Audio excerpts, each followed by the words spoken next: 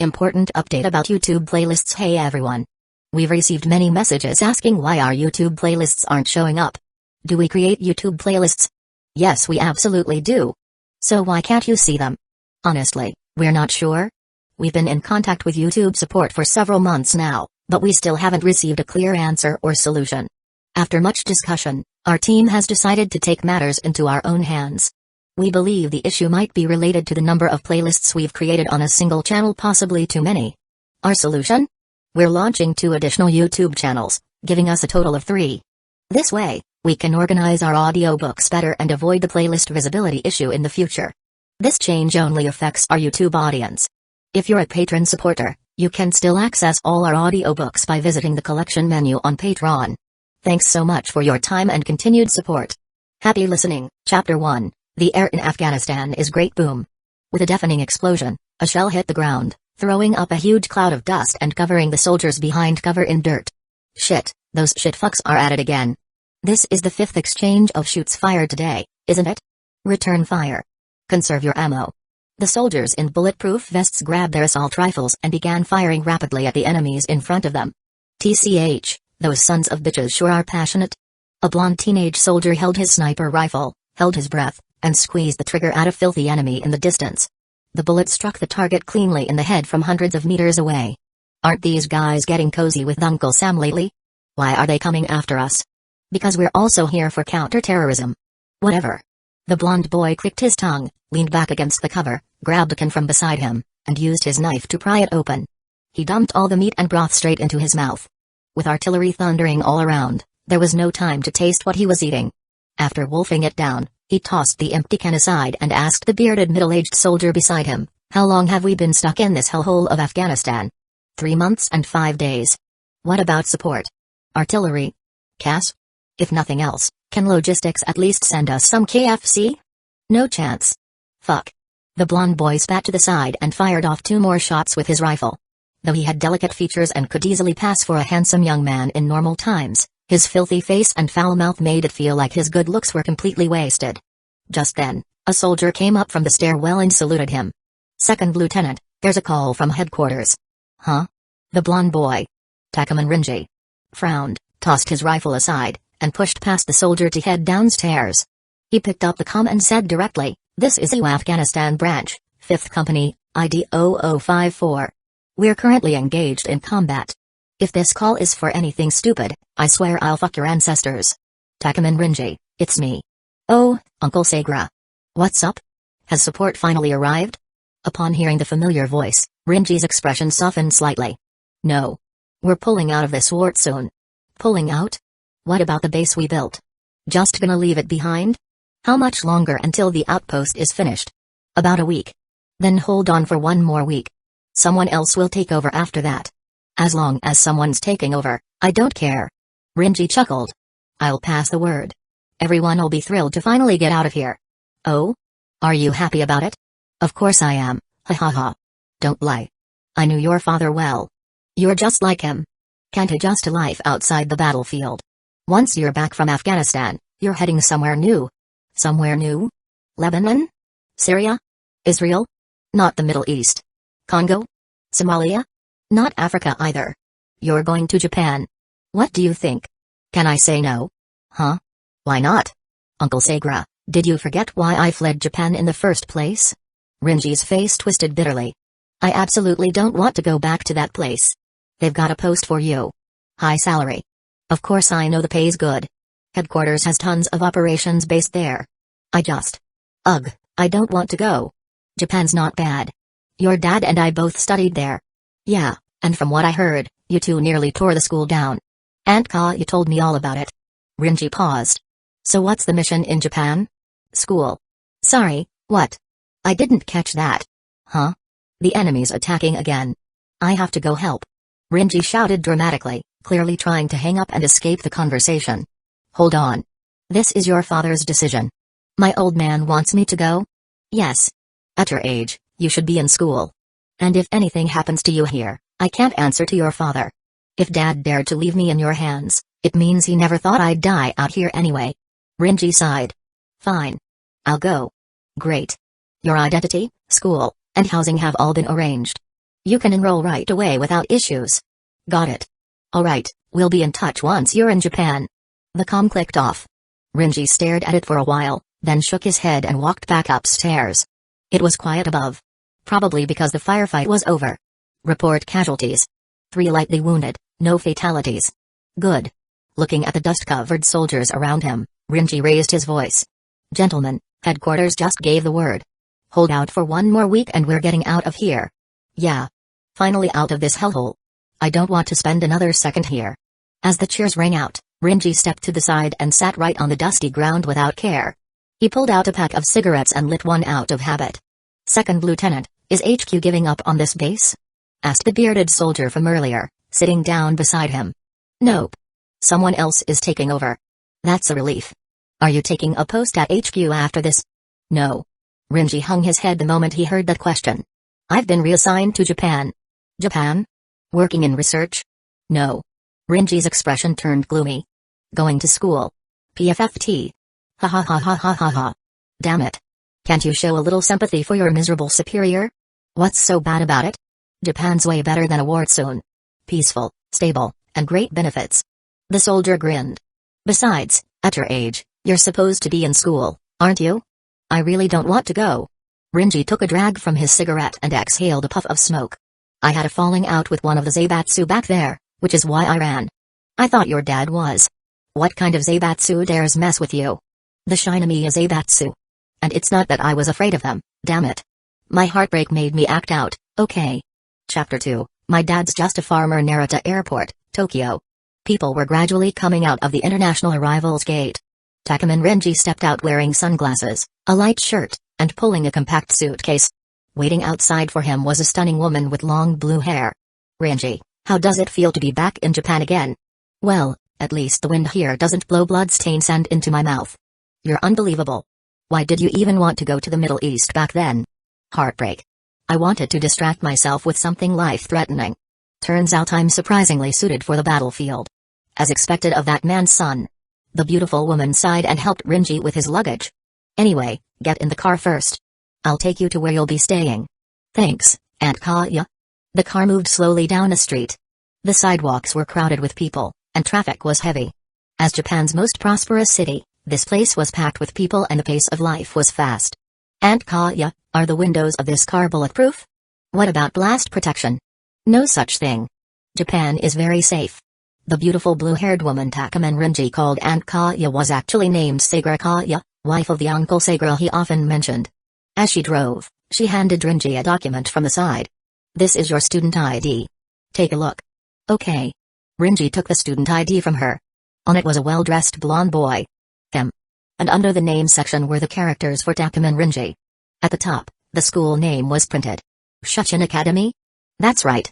It's a well-known elite school in Tokyo. An elite school? Why are you sending me there? To study, of course. I know that much.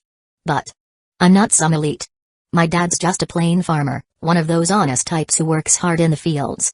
A regular high school would have been enough. Think carefully about what your father did before becoming a farmer. Upholding world peace, making pocket money here and there. That's what he told you? Yeah. Seems like he did quite a lot around here in the past. Never told me the details, but once he made his money, he dumped all the work on Uncle Sagra. Exactly. My husband's been stuck doing his job ever since. Want me to apologize? Forget it. Aunt Kaya, you still haven't told me why you're sending me to that school. Is there some secret mission involved? There actually is. What? Renji's face turned serious instantly. What kind of mission? Uncover a spy? Protect a politician? Assassinate? Study hard and improve every day. That's your mission. Don't look so disappointed. This is your father's idea. Stop running off to war zones. Sit down and read some books for once. Books? I read plenty. What kind? Jane's Defense Weekly, Aviation Week and Space Technology, IASHN. Oh, and I've read a few issues of Japan's Ships of the World too. Forget it, you're just like your dad. Anyway, there's another reason I'm sending you to that school. What is it? I'm a teacher there. I can keep an eye on you. Huh? They arrived at a luxury apartment complex. Kaya opened one of the doors and tossed the key to Renji. You'll be staying here from now on. I live next door. If you need anything, just come find me. Got it. So, What kind of heartbreak did you go through that made you flee to the Middle East? You were what? 12. When you left Japan. Oh, I got dumped. Huh? Long story short, I confessed to a girl in Kyoto and got rejected. You know, I was just a dumb kid who didn't know the first thing about love. Went home broken-hearted, and Dad introduced me to the Middle East. Though after about a month there, I got over it. Carried a rifle for 4 years, only coming home for holidays. When I first heard I had to come back to Japan, I instinctively refused. I'm tempted to ask who the girl was, but never mind. One thing's for sure. Japan's small, but the odds of running into someone you met years ago are low. I know. Alright then. Wait, now that I think about it, didn't you have some conflict with the Shinomiya group 4 years ago? Yeah, I did. What happened? When I was 12, I borrowed some money from Dad. It wasn't enough, so I tried investing to earn more. Ended up clashing with those Shinomiya bastards. What exactly did you do? Land dispute. You know, I was just a clueless kid. Didn't understand corporate warfare. The Shinomiya subsidiaries played dirty and I had no way to fight back. So you gave up? Nope. I got pissed, escalated the business conflict into a violent one. Blew up several of their major companies in Kyoto and sank a few of their shipping vessels. A couple people died. After that, you get it. Got dumped, fled the country. That's how it went. I'm not even going to comment on how insane it is to treat a war zone as a refuge. But I do need to warn you. There's a Shinomiya student at Shuchin Academy. Talk about coincidence. Someone from Kyoto ending up in Tokyo too. Oh, that one. Renji frowned slightly, remembering. He had indeed met someone from the Shinomiya family back then. A girl around his age. The eldest daughter of the family head. Her name was Shinomiya Kaguya. You know her? Met her once.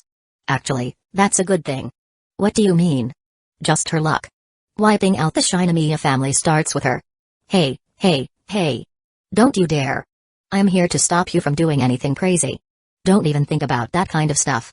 Aunt Kaya, you don't get it. My grudge with the Shinomiyas runs deep. That Kaguya girl even had a little something to do with my heartbreak. Chapter 3, No weapons allowed at school. This uniform so thin. Forget bulletproof, it can't even stop a knife. Wearing the black mandarin collar uniform prepared in advance, Renji stood in front of the full-length mirror, examining his appearance. He actually looked like a student. Renji, are you ready? Kaya's voice came from outside the room, urging him to get moving. All set. Renji nodded, grabbed his school bag, and headed out. Kaya was already dressed in her teacher's outfit, waiting at the entryway. Alright, let's go. Wait a second. She stopped Renji, stretching out her hand in front of him. Hand it over. Hand what over? You're a student now. No contraband allowed. Of course. I never carry contraband. Seeing her glare, Renji sighed, then reached into his pocket and pulled out a handgun, placing it in her hand. Glock 17. What am I even supposed to say to you? She skillfully removed the mag. Yep, fully loaded. Aunt Kaya, can I go now? Hold on.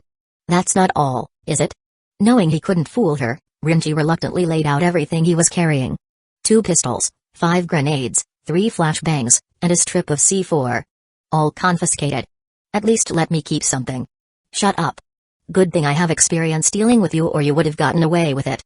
What do you think Japan is? Kaya clutched her forehead, her face twisted in frustration. Why did I take on this awful job? If it's too much, tell Uncle Sagra to send me back to Afghanistan. No. You're here to fix that twisted personality of yours. Fine, I won't bring anything. Just gonna feel a little unsafe. Renji hung his head, shouldering his school bag as he tried to slip past Kaya. But she reacted quickly, grabbing the bag and unzipping it. Clatter. Something dark and heavy hit the floor. And what's this? German-made HK-MP5 submachine gun. How the hell did you even smuggle this into Japan? I have my channels. You. Forget it. All of this is banned at school. Absolutely banned. Don't look at me like it's the end of the world. I'm the one suffering here. Sitting in the car, Takuman Renji slouched with his head down, gazing out the window. Following his father's wishes, he was sent here to temper himself. To get familiar with the environment and survive on his own. At the time, he accepted gladly. He couldn't help but recall what his father said to him 3 days before he arrived. Son, you're not a kid anymore. It's time you go out and see the world. Sure, no problem. But to stop you from being lazy and just enjoying life, I can't give you too much pocket money. For 5 years, I can only give you $100 million as living expenses. $100 million US dollars? Takuman Renji stared at his father in shock. How is that any different from turning me into a beggar? The money may seem little, but as a man, you need to learn how to make your own living. You should find a way to grow that money. That's all there is to it. I didn't even say yes yet. No need. My agreement is enough. Good luck, I believe in you. The last thing he saw was his father giving him a thumbs up. Then, 12-year-old Takuman Renji was airdropped into Japan. Flashback ends. Looks like I really do need to find a way to make money.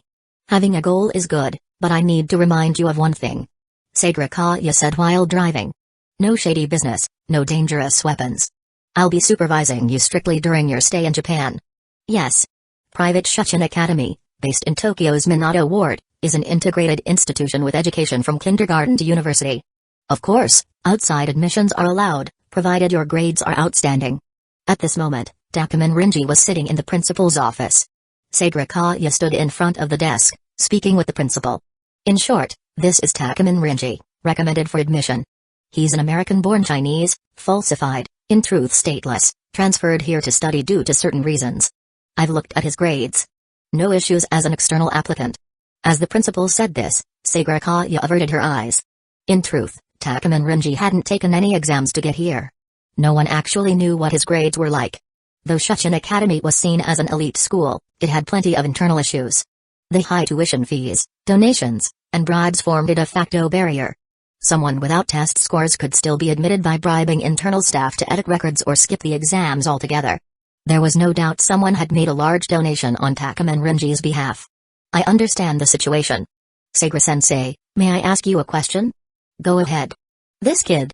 What exactly is his relationship with that person in your family? He's indeed connected to you and spent time in war-torn regions. But I'll keep a close eye on him, so there's no need to worry. Say no more. I get it. The principal smiled and turned to the wary-looking Takuman Renji. The principal of Shuchin Academy wasn't Japanese but a Western-looking Frenchman named Adolphe Pescrello. Takuman-kun, you can sit a little closer. Takuman Renji was currently sitting in a chair he had moved to the corner of the room. Principal, I must remind you of something. He said seriously. Huh? Your seat is flanked by windows, and both curtains are open. With high-rise buildings within a kilometer of Shuchin, this is ideal for snipers. Huh? The principal looked utterly confused, and Sagrakawa face-palmed. Takuman Renji continued earnestly.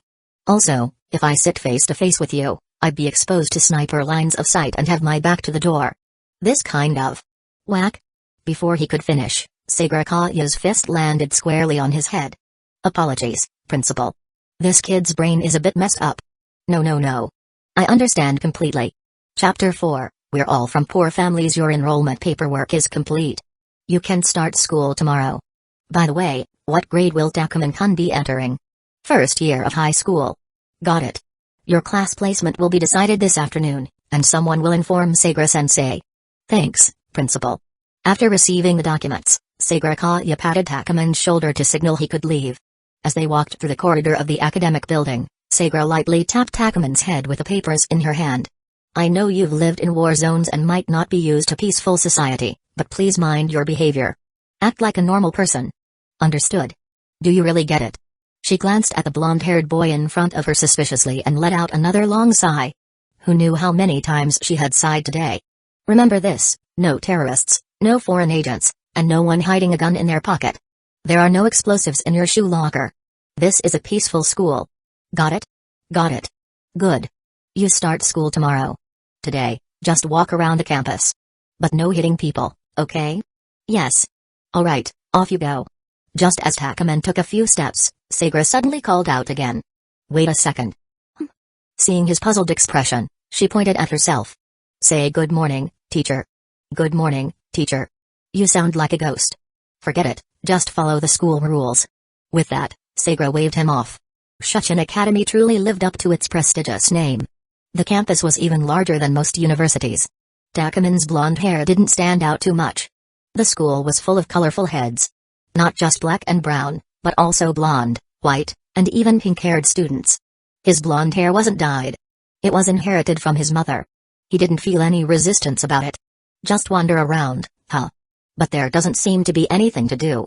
In the war zone, his daily routine was combat, relaying orders, and standing watch. Except for sleeping, he was always doing something. It was exhausting and dangerous, but it made him feel alive. As he approached the sports field, a strong gust of wind suddenly sharpened his gaze. Thud. Instinctively raising his hand, he caught an incoming rugby ball in his palm. A ball? Hey! You over there! A group of students in gym uniforms waved at him from a distance. Sorry. Can you kick the ball back to us? Sure. After kicking the ball back, he watched them thank him and resume practice. This place really is peaceful. You've got good reflexes. Hearing the voice, Takumin turned around quickly and saw a male student in the same uniform standing just 2 meters behind him. The boy also had blonde hair. Uniquely, he wore a golden accessory on a collar of his uniform. Who are you? You don't recognize me? I just enrolled today. Takumin replied, carefully watching the other's expression. Those were some sharp eyes. A new student, huh? Welcome to Shuchin. I'm the student council president, Miyuki Shirogane. Nice to meet you, Shirogane. Here's my student ID. Unfamiliar with school customs, Takumin instinctively treated this as an encounter with an Interpol officer on international waters. Present your ID first. Miyuki Shirogane didn't know why this new student suddenly handed him a student ID, but he politely accepted it and gave it a glance. Takumin. Renji? Chinese? Note, he has a Chinese name but I changed it so Miyuki assumed he was Chinese based on his name which were Chinese in the raw, yes. My father is Chinese, mother Irish. I lived in the US until recently and came to Japan for school due to some personal reasons. He recited his pre-prepared cover story. Shuchin rarely accepts international students. You must have done well on the entrance exam. I got a pretty decent score. A generous donation tends to boost your score. So you're a foreign student. That makes you an impure student, like me. Impure?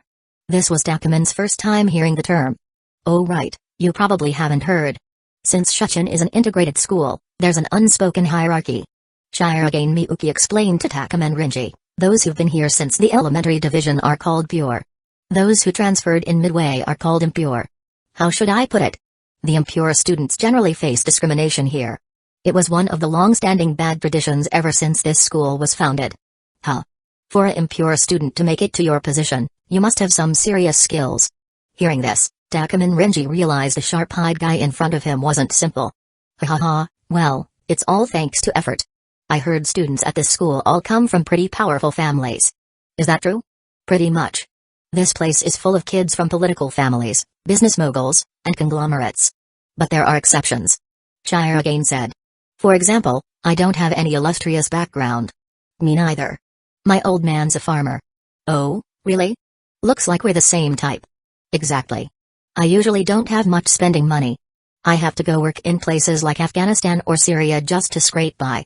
Takumin laughed. Working part-time is a good habit. Shirogane's gaze toward Takumin suddenly softened. So he's a fellow kid from a poor family. That kind of student was practically extinct at Shuchin Academy. Since it's your first time here, Takumin, I'll show you around the campus. I'd appreciate it. Takumin nodded with a smile. This probably counted as his first friend since transferring. President, so you are here. A soft female voice called out from behind them. Shirogane immediately turned his head and saw a cute black-haired girl in front of him. It's Shinomiya. Perfect timing. I was about to introduce you to. He hadn't even finished the sentence when an ominous aura filled the space between Takumin and the girl. She stared at Takumin with a serious expression and murmured, Takumin. Renji? Long time no see. Takumin sneered as he looked at the girl. Eldest daughter of the Shinomiya family. Kaguya Shinomiya. Chapter 5, the 12-year-old me wasn't that bright. The girl still remembered that night 4 years ago. Her family's bodyguards lay dead in pools of blood. A boy stood atop the corpses, holding a gun, his cold eyes locked on her. He wiped the blood off his face and said chilling words, no matter how powerful the family you have, no matter how glorious your history is. When the flames of war come, it all turns to dust. You high and mighty types are nothing. Tell me. The boy's eyes, glowing crimson, pierced through the young girl. Where is your father, Ganon Shinomiya? That night was destined to be a nightmare. Eldest daughter of the Shinomiya family. It really has been a while. But seriously, what the hell happened in the last 4 years? Takumin, who had been smirking, suddenly froze. He started doubting whether he had the right person. He remembered very clearly, 4 years ago, this lady had a cold expression and a condescending attitude. But now, her straight black hair was tied behind her head, and her expression had changed from icy arrogance to that of a normal, graceful young lady. Maybe I mistook you for someone else. No, you didn't. Kaguya Shinomiya spoke. It's been 4 years, hasn't it, Takuman Renji? TCH. So it really is you, Lady Shinomiya. You've changed a lot. So have you. She clearly remembered that 4 years ago, the boy who stormed the heavily guarded Shinomiya estate had glowing red eyes. But now, they were black. Shire again stood between the two, bewildered. The atmosphere was so tense it was suffocating. Like enemies meeting after years apart. How's that old man of yours doing? Thanks for asking. My father's in good health. TCH. Lucky bastard. No doubt about it. There was serious hostility between them. So, you two know each other? Takuman, kind of. Kaguya, we've met once. Somehow. Your relationship doesn't seem that good. Of course it's not. Takuman scoffed. My entire allowance was screwed over by the Shinomiya bastards. Back then, he came to Japan with $100 million his father had given him. Planning to live comfortably for the next 5 years, he decided to invest some of it. With help from one of his father's old friends, he put $40 million into real estate. But it turned out the land was targeted by a Shinomiya-owned company, which used shady tactics to destroy his investment. After that loss, he backed off and invested another $40 million in a decently sized pharmaceutical company. But apparently, that company had beef with the Shinomiya family. They used media pressure and fake news to bankrupt the firm. In under a year, Takuman was down to $20 million. Enraged, he used his father's connections to buy military drones and firearms with $10 million, hired a few men, and, well, the rest is history. You bastards even go after a 12-year-old kid's allowance. Are you even human? Why do you sound like the victim here? Don't forget what you did to us. Kaguya countered. Fair enough. I wasn't too bright back then. Did some dumb things. But come on. If your Shinomiya family had a shred of conscience, would I have done all that? I've heard plenty about your scandals in recent years. Takuman sighed. Anyway, let's not talk about that. What about the matter with Ai Asaka? Huh? Ai Asaka was Kaguya's personal attendant and handled her daily affairs. Her family was part of the Shinomiya corporate upper echelon. She was also Takuman's first friend in Japan. Kaguya didn't understand why her maid was suddenly brought into the conversation. A month before everything went down, I finally got the courage to confess to her. She rejected me. And quoted the Shinomiya family code. The Shinomiya family code went something like this: don't rely on others. Exploit them. Don't accept others. Plunder them. Don't fall in love. I didn't have many friends back then. Meeting someone as kind as her really gave me hope. I thought I had a chance. And then, she pulled that crap. I remember now. The tutor who taught that code to both of us ended up in the hospital for 2 months. That was you, wasn't it? Yes. I am. You sound proud of that. Of course I'm proud. My beef with your family's been going on for years. Ruining the Shinomiya family's day is my favorite pastime. Takuman sneered. That tutor wasn't any better. I told me he used to hit her with a ruler when she couldn't memorize things. When we dragged him out, he still had the nerve to say, I serve the Shinomiya family. You lowlifes better know your place. So I broke his leg. You're really saying that out loud? None of us are saints. So let's stop pretending. If we're going to settle this, let's do it the dirty way. See who's willing to stoop lower. As they bickered back and forth, Shire again grew more and more confused. Wasn't Takuman supposed to be from a farming family? How did he get involved with the colossal Shinomiya group? Wait a second. Takuman's gaze suddenly turned sharp. Don't tell me your family's companies came after me because I beat up that tutor? I don't keep tabs on family business, but it was probably a coincidence. Let's go with that. Why did you come to Shuchin this time? Kaguya asked. Here to take me down? That was my original plan. But Aunt Kaya didn't allow it, so I had to back off. Takuman replied calmly. This time, I'm just here to study. No other goals. I see. Then let's get along these next few years. Kaguya quickly returned to her proper, noble lady demeanor. What year are you in? First year. Then how about calling me senpai? Wow, you're really feeling yourself now, aren't you? Chapter 6, Smoking is prohibited on campus anyway, thanks to your Shinomiya family. My business and love life are both in ruins. If I don't get revenge, I'm gonna lose my mind. Takuman pointed straight at Kaguya, his expression fierce. I may not be able to act right now since I'm supposed to behave like a normal student, but don't think this means you've won. With that, he turned and walked away without looking back. Shinomiya. Who exactly is that Takuman guy? Ah, just someone I used to know. He mentioned Ai Asaka. I remember she's in class 2A. She and you. We're just acquaintances who took classes together. Kaguya didn't want Shirogane to know that Hayasaka was her personal maid. She had her reasons. Of course, Takuman didn't know that either. He still thought Hayasaka just lived with Kaguya. So, what kind of person is Takuman? Kaguya looked in the direction where Takuman had disappeared. Fierce, brutal, disregards rules, and treats people like they're not even human. Is it really that exaggerated? TCH, so the Shinomiya family's actually attending this school. And to top it off, Aunt Kaya even warned me about them. Guess you dodged a bullet. Renji walked along the stone path of the school, bored, kicking a small rock in front of him. That year, he really did like a girl named Hayasaka. Back then, when he didn't have many friends in Japan, she was the first person he could really talk to. Although he blamed the Shinomiya family for his failed confession, he was well aware that even without their rules, that girl probably still wouldn't have liked him. He couldn't help but recall something his father had said to him 2 days after his heartbreak. You're still using that outdated white robe crossing tactic at this stage of the game? My roach queen's already up and dominating, ha ha ha. No, not that one. That was something he said when we were playing that blind guy game together. It should be before that. Renji remembered again what his father had said to him the first day after his heartbreak. Son, you inherited my genes, and there's something I have to tell you. Back when I was young, I wasn't popular with women either. The fact I even managed to marry your mother was pure luck. So as my son, getting your heart broken is perfectly normal. The more times you experience this, I'll eventually find a girlfriend? No, you'll just get used to it. End of flashback. TCH, thinking about it just makes it worse. Whether his father was unpopular with women or not, Renji wasn't sure. But what he was sure of was that his dad had zero talent for comforting people. And his emotional intelligence was rock bottom. Upon hearing about the breakup, his dad dropped work to spend a whole day playing computer games with him. And utterly crushed him in every match, which only worsened Renji's mental state.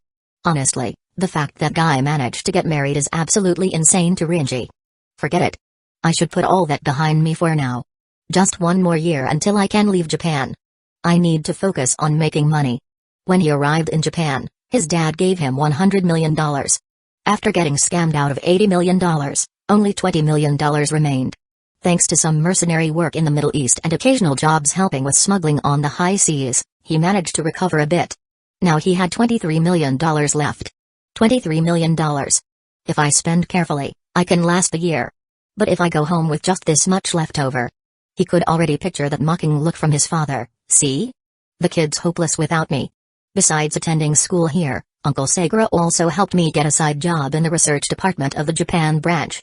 Monthly salary, $200,000. So, I probably still need to do more work on the high seas. Ah, if only I were as filthy rich as those bastards from the Shinomiya family. The Shinomiya Zaibatsu had total assets of 200 trillion yen, roughly 1.8 trillion USD, with over 1,000 subsidiary companies. With that kind of wealth, squashing Takuman Renji would be child's play. Of course, that was assuming he didn't snap and escalate things into armed conflict. Under normal circumstances, turning his remaining $23 million into $2 trillion was basically impossible, unless he straight up robbed people. And to be honest, robbing people wasn't beyond him. So annoying. Guess I'll smoke a cigarette.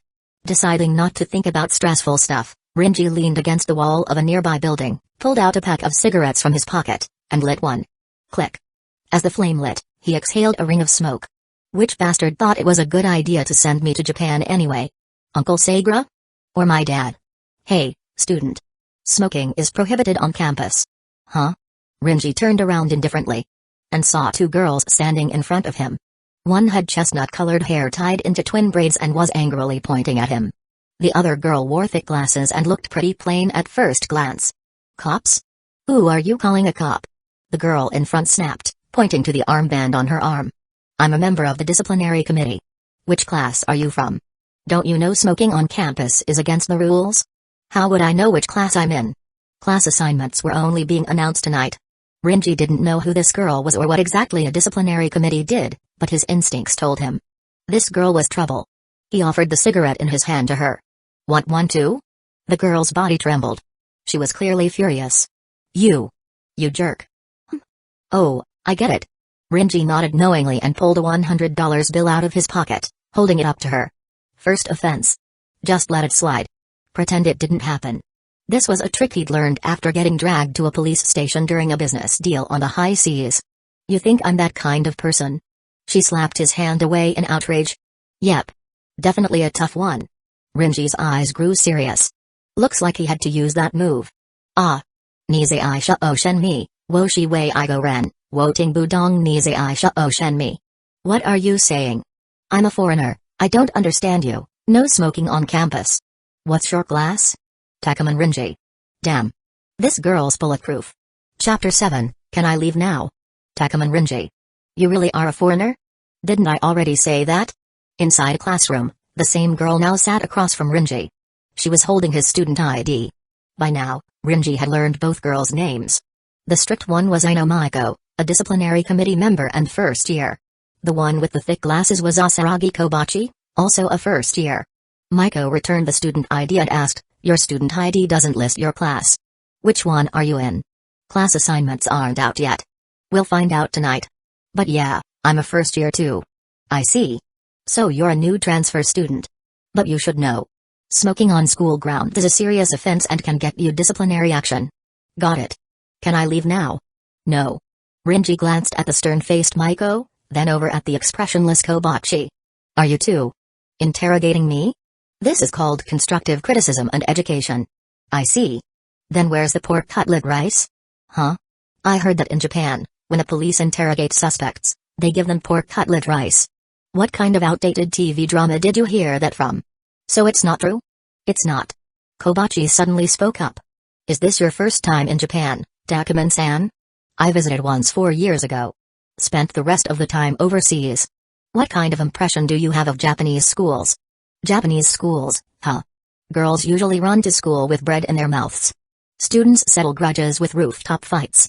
The guy by the window, second row from the back, is always special. Oh, and school romance is super popular in Japan. Macho. Kobachi, I see. She pushed up her thick glasses and looked at him. Looks like you've watched a lot of anime and dramas. But remember, that's fiction. You can't confuse it with reality. Thanks for the advice. Can I leave now? Renji stood up, but Macho immediately pushed him back into his seat. No. Sit down. Takuman-san, since you're a transfer student at Shuchin Academy and aren't familiar with the rules. She pulled out a thick stack of papers from the drawer beside her. I need to explain the school's regulations to you. How long is that going to take? About an hour. Ah. I just remembered something. I have to go. Nope. Before he could get up, Macho slammed a hand on his shoulder and forced him back down. Takuman-san, for the sake of campus discipline, you need to fix your bad behavior.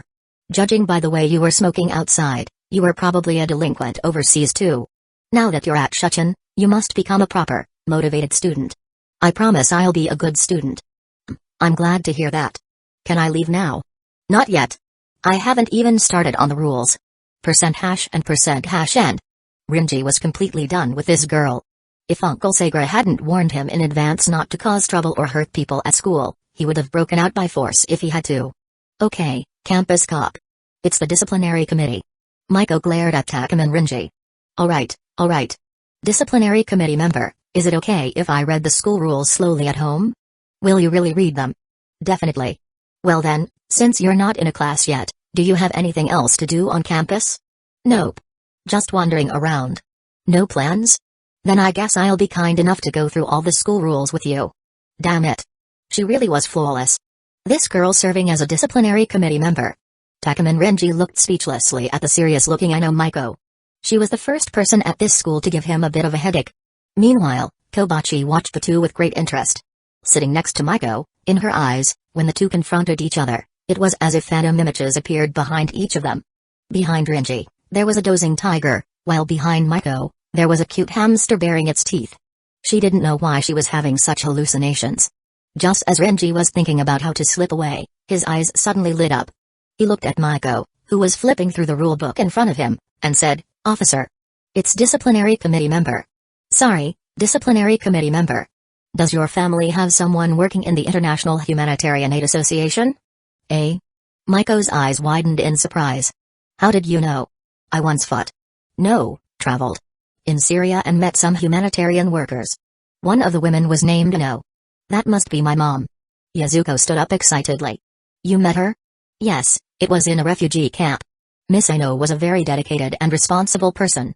She actively helped the wounded and provided aid to those traumatized by war. She's an incredible woman. I see. Maiko lowered her head, and her smile became hard to read. Neither quite happy nor sad. My mom works for an international humanitarian organization. She's rarely home since she's always abroad. But I know everything she does is to make the world a better place. Yeah, I think so too. The world needs righteous people like your mom, who aren't afraid of hardship. I'm glad to hear someone say that. I always believed her efforts weren't in vain. Hearing that from Renji, Maiko finally gave a warm smile. That's right. You're Miss Aino's daughter, so I'm sure you'll be just as outstanding as she is. So, can I go now? Nope. What? After all that flattery, can't you cut me some slack? Forcing me to stay here. Don't you think that's a bit much? Not at all. Correcting bad habits you picked up abroad is part of the disciplinary committee's job. Aren't you overstepping a bit here? Ah. President Shirigane, are you here to rescue me? Renji suddenly stared behind Maiko in mock surprise. She quickly turned around. Only to find no one there. Huh? Where's the president? When Maiko turned back again, Renji was already gone. Where did he go? Oh, the transfer student? Kobachi calmly pointed to the open window. He jumped out and ran. That guy. Just wait till I catch him again. Chapter 8, Even crap will one day meet a dung beetle. Knock knock knock. Renji, it's time for school. Are you ready yet? Early in the morning, Sagura Kaya stood at Takuman Renji's door, knocking. Since they lived close by, and due to her responsibility to supervise him, Kaya had decided to pick him up and take him to school each day. Not getting any response after knocking, she suspiciously opened the door and entered the hallway. Geez, it's your first day of school. Don't be late already. Ugh, it reeks of smoke. Walking into the living room, she saw Renji slouched on the couch, cigarette in hand, with heavy bags under his eyes. What? What happened to you? Ah, Andy Kaya, you're here. Renji turned his head slightly, pressing out the cigarette in the ashtray. I think this is just how my life is going to be. Huh? After a whole night of research and studying, I realize that someone like me will never get a girlfriend in school. That's unexpectedly realistic of you. But I'm curious. What exactly did you study to come to that conclusion? Wordlessly, Renji pointed to the mountain of books stacked in the living room. Kaya picked one up at random. Manga? Yeah. After comparative analysis, I discovered a key point. If you want to be popular and get a girlfriend, you have to have a yasashe, gentle, personality. Thinking back to my past breakups, I'm pretty sure it was because I lacked that trait. You're using manga as a study reference? That stuff's just for fun. Art imitates life. What am I even supposed to say to that?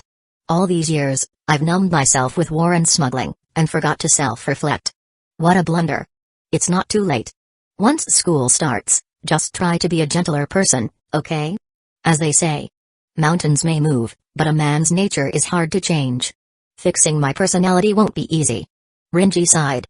Seeing his discouraged expression, Kaya decided to encourage him a little. She walked up and placed her hand on his shoulder. Don't generalize. Even the worst personality can find someone compatible if you keep trying. Auntie Kaya? Believe in yourself. Even if you're a lump of crap, one day you meet your dung beetle. Is that really supposed to be comforting? Of course. Most of the students in Shuchin Academy came from elite families in Japanese society. Aside from the impure division and pure division class distinctions mentioned by Shirogane Miyuki yesterday, students were also ranked based on family background, forming a social pyramid of sorts. Without a doubt, Takuman Renji knew that as an impure student with no notable background, he sat at the very bottom of that pyramid. His class had been assigned the day before. He was placed in Year 1, Class B of the high school division at Shuchin Academy. As a new transfer, it was basically confirmed he was in the impure division. Even just standing at the podium, he could feel the mix of contempt and disdain in the student's eyes below. Alright then, Takuman-kun, please introduce yourself. Understood. Standing at the podium, Takuman Renji picked up a piece of chalk and wrote 3 large characters on the blackboard. Takuman Renji. Hello everyone. My name is Takuman Renji. I'm Chinese. I previously studied in the United States, and I'm fortunate to have transferred to Shuchin Academy. I look forward to studying with all of you. He had practiced this introduction quite a few times. It rolled off the tongue easily. Seeing that no one responded, the teacher cleared their throat and said, well, Takuman-kun, please take the empty seat in the 4th row. All right. As he glanced over the class from the podium, his eyes suddenly widened in shock. What did he just see? That same student from yesterday. The one who stopped him and called herself Macho was sitting right here in the classroom. She seemed to have noticed him too, and her eyes were glaring daggers at him, clearly remembering the student who jumped out the window of the Public Morals Committee office. Just my luck. Even class assignments can get me paired with the Academy's hall monitor. Pretending not to see anything, Takuman Renji stepped down from the podium and headed to the seat the teacher had pointed out, hanging his bag beside the desk. Meanwhile, Maiko was still turned around, staring at him as if to say, "You better be ready after class. I'm doomed. She's haunting me." "Hello, Takuman-kun." "Oh, hello." Hearing someone greet him, Takuman Renji turned in that direction and responded. The one greeting him was a boy with neatly cropped hair. He looked clean and tidy. Honestly, it was a surprise to be spoken to at all, considering his impure status. "And you are?" "My name is Ishigami Yulu. We're classmates now. Pleased to meet you, Ishigami-kun." Shuchin Academy's curriculum was slightly harder than that of most Japanese high schools, but fortunately, the first class was math. Takuman had no trouble keeping up. While the rest of his academic record might be uncertain, his science and math skills were solid. He hadn't turned his name in the research department because of nepotism. He had genuinely been qualified for the position. After class, no one came to talk to him. Unlike what he had seen in manga where all the students flock around the mysterious new transfer student. But Takuman didn't mind the peace and quiet. All he wanted was to coast through school without causing trouble. Bang! Maiko suddenly appeared in front of him, slapping her palm down on his desk. "You actually jumped out the window yesterday, Takuman Renji." So much for his wishful thinking. "Hall monitor. I'm a Public Morals Committee member." "Sorry, Public Morals Committee. It's great to be in the same class. May I go now?" "No, you may not." Maiko fumed.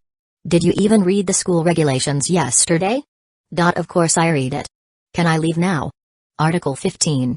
"That one." "Oh, it's prohibited impure intergender relationships." "Oh, then Article 27? No carrying or using unrelated items on school grounds." Maiko seemed surprised.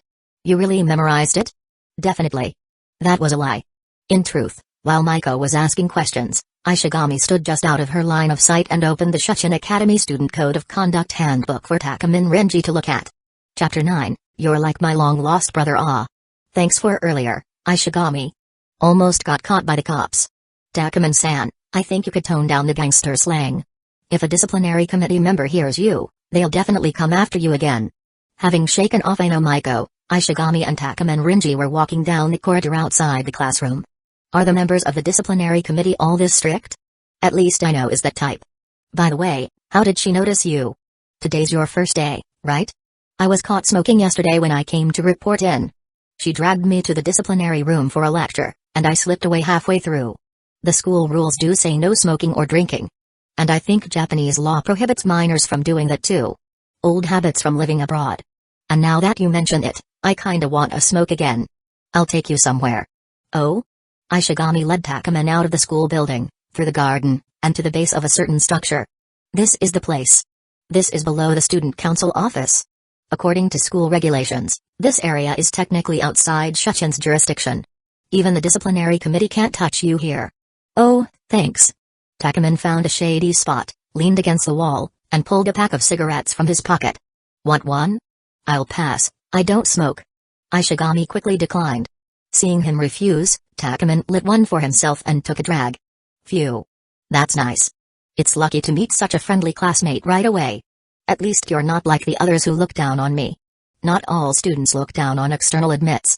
Most are just too scared to go against the social atmosphere of their class. This school is full of the elite's children. It's only natural for that kind of social dynamic. Shuchin's student body is 99% made up of children from wealthy or powerful families. Even though they all wear the same uniform, you could randomly pick one out and they might be the daughter of a corporate CEO or the son of a hospital director. No wonder it's called a petty bourgeois academy. What kind of nickname is that? Anyway, as a fellow external student, let me give you a heads up. There's a strict hierarchy here. Like a pyramid? Exactly. At the top are the privileged elite. Below that, major industry leaders. Third level, politicians and corporate board members. Fourth, doctors, small business owners, pro athletes. And at the bottom, external students like us. Yeah, I'm the bottom of the bottom. But there's a way to climb up. What's that? Join a club. Like those student clubs in manga? Exactly. If you join a sports club, Even just as a backup? You'll get much more respect. Forget it. Too much trouble. Takuman waved his hand dismissively. Everything about this school was a hassle. I go straight home after class. Same here. Ishigami glanced at his phone. Still a while before the next class. One last thing. In Shuchin, make sure you don't mess with these people. Oh? First, the club union. They're also called the Shuchin VIPs. They include the daughter of the Kanto underworld syndicate Ryujazu, the granddaughter of an economic federation leader, the daughter of a shipbuilding company president, the granddaughter of a high-ranking religious Shinto priest, the son of the Japan Self-Defense Force chief of staff, the son of the police superintendent, and the second prince of the Galdam Alrasum kingdom. They're at the very top of Shuchin's hierarchy. Damn. That covers the underworld, business, religion, military, police, and even foreign royalty. As for these 6 people, Takuman actually knew a few of them. The so-called Galdam Alrasum kingdom? That second prince may sound impressive, but their national defense is controlled by you, the organization Takuman belongs to. The Ryujazu is one of the largest gangs under the Kanto Peace Society. His Japanese division used to do business with them. Takuman even handled that work himself 4 years ago. He's met the daughter of their boss a few times. As for the police superintendent, when Takuman blew up a Shinomiya family property, he spent a few hours in jail until they pressured the police to release him. They had surprisingly good coffee, the son of the JSDF chief of staff. Takuman met him too. And beat him up. Not bad, though kind of weak. The other 2, he didn't know. Either way, he didn't take Ishigami's warning seriously. Anyone else I should avoid? Second year Class A, Shinomiya Kaguya. Her, huh? Takuman's expression instantly darkened at the mention of her. Her family is one of Japan's big 4 financial groups. Offending her is suicide. Oh. Avoiding her is fine. But for peace of mind, he still wanted to blow up another Shinomiya property someday. As long as you don't step on landmines, your life here as an external student may not be easy. But you make it to graduation. Thanks a lot, man. I appreciate you filling me in. Well, I don't have many friends myself. No. Takuman grabbed Ishigami by the shoulder. You blocked the cops for me, and told me the rules of the road. From now on, you're my long-lost brother. We share fortune and I'll take your misfortunes. Takuman, can you tone down the gangster talk? You get the idea. Finishing his cigarette, Takuman checked the time. It was almost time for the next class. As the 2 were about to return, Takuman suddenly stopped mid-step. No way. What is it? Following his gaze, Ishigami saw a girl with bright blonde hair, painted nails, and a modified short skirt. Clearly a flashy Gyaro. Laughing with her friends. Takuman's lips trembled slightly. He whispered her name. Hayasaka. Chapter 10, Still Heartbroken Hayasaka. Takuman softly said her name. It was indeed Hayasaka the girl he once confessed to, and who rejected him. He thought he'd be affected seeing her again after 4 years, but now that the moment came, he felt nothing much. The years he spent in the Middle East battlefield had done wonders. At least for his mental endurance. Still, it was best they didn't meet again. 1 year of peaceful school life would be ideal. Sorry, Ishigami. You go ahead. I'll catch up later. Oh, okay. Though puzzled by Takuman's shifting expressions, Ishigami guessed it had something to do with that blonde second-year girl. He didn't pry. Just nodded and walked back to class. Meanwhile, not far away, Hayasaka had also noticed Takuman. Her gaze locked onto the last person she expected to see. What's wrong, Hayasaka? Her 2 friends asked with concern. They noticed something odd flash across her expression. Ah, sorry. Hayasaka smiled, hands pressed together, tongue out playfully. I just remembered I left something on the field. You 2 go on ahead. I'll be right there. Huh? Geez, Hayasaka, you're so forgetful. We're heading back then. Class is about to start. Okay. After waving them off with a smile, her cheerful face dropped into a blank expression. She turned to look in the direction Takuman had just left. You're back, huh? Renji. Takuman stood at the same spot he smoked earlier, sighing softly. It's still a bit awkward. But I've definitely gotten over that heartbreak. Congrats to me. A faint smile tugged at his lips. Now he understood why his dad threw him into a war zone after the breakup. It wasn't to test his life or death survival. Takuman's too tough to die easily. His dad wanted him to watch as his cheerful comrades were gunned down one by one. From disbelief to rage, and finally to numb acceptance, his mental resilience was forged in blood. After 4 harsh years, he learned to take trivial matters lightly. And realized how foolish his old heartbreak really was. Out with the old, in with the new. Especially when the old was never his to begin with. No wonder Dad did it. The man's been through it all. Looks like I've finally let that one go. He took out his phone to check the time. Only a little over 2 minutes left until class started. Yeah, she should have left by now. Nope. Takuman Renji suddenly turned his head and saw Hayasaka-i's familiar face right behind him. You're still as stealthy as ever, Hayasaka. Takuman said with a helpless smile. But you've changed a lot over these years. And you think you haven't? Hayasaka-i stepped toward Takuman slowly, her faint smile still lingering, until only a fist's distance separated the two. Where did you go during those missing 4 years? Traveling. You went to war, didn't you? You found out? A bit of digging through the Shinomiya family's channels was enough. 4 years ago, you joined AU and were assigned as a sniper in their Middle Eastern operations branch. Before returning to Japan, you were leading anti-terror operations in Afghanistan as a squad commander. Rank, second lieutenant. You really went all in with the background check. Of course I did. Ever since you left, I've been keeping tabs on you. Should I feel honored? I hope you do. Hayasaka hesitated for a moment, then asked, do you hate me? What kind of question is that? I never even considered it. Takuman lowered his head, his expression shadowed. Though.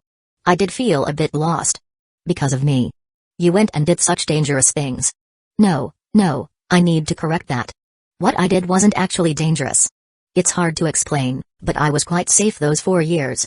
You really have changed. 4 years ago, you never knew how to comfort anyone. And you've changed too. You used to be a crybaby. Can you not bring that up? Hayasaka puffed up her cheeks. Alright. I won't. Takuman laughed. Just as Hayasaka said, 4 years ago he truly didn't know how to comfort people. There was a time when she had sneaked out and got caught by her Shinomiya family tutor, who scolded her harshly and struck her hand with a rod. Takuman wanted to comfort her but couldn't find the right words. Feeling frustrated at his lack of vocabulary, he grew angry at himself. So instead of talking, he found out where that tutor lived. And dragged the guy out for a beating. Honestly, back then Takuman was just like any other clumsy 12-year-old. If he couldn't use words, he used his fists. Hayasaka smiled gently, rose up on tiptoes, and reached out to hold Takuman's cheek in her hand. Huh? Strange. I clearly remember your eyes used to be red. Why are they black now? Genetic condition. It's been cured. I see. As the school bell rang, Hayasaka let go of his hand. You're staying in Japan now, right? I won't be leaving for now. Except for part-time jobs during holidays. Okay. But if those part-time jobs take you to dangerous places again, I'll never forgive you. Got it? Oh, by the way. Hayasaka suddenly pulled out a pack of cigarettes. Takuman was startled and immediately checked his pockets.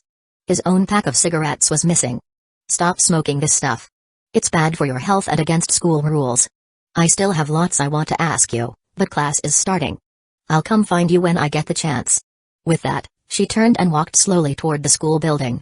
Takuman watched her back and chuckled as he followed. There wasn't really any progress between them. He was still in a state of heartbreak. Chapter 11, the so-called student council. It's just about lunchtime. Takuman, are you planning to? Whoa, what happened to your face?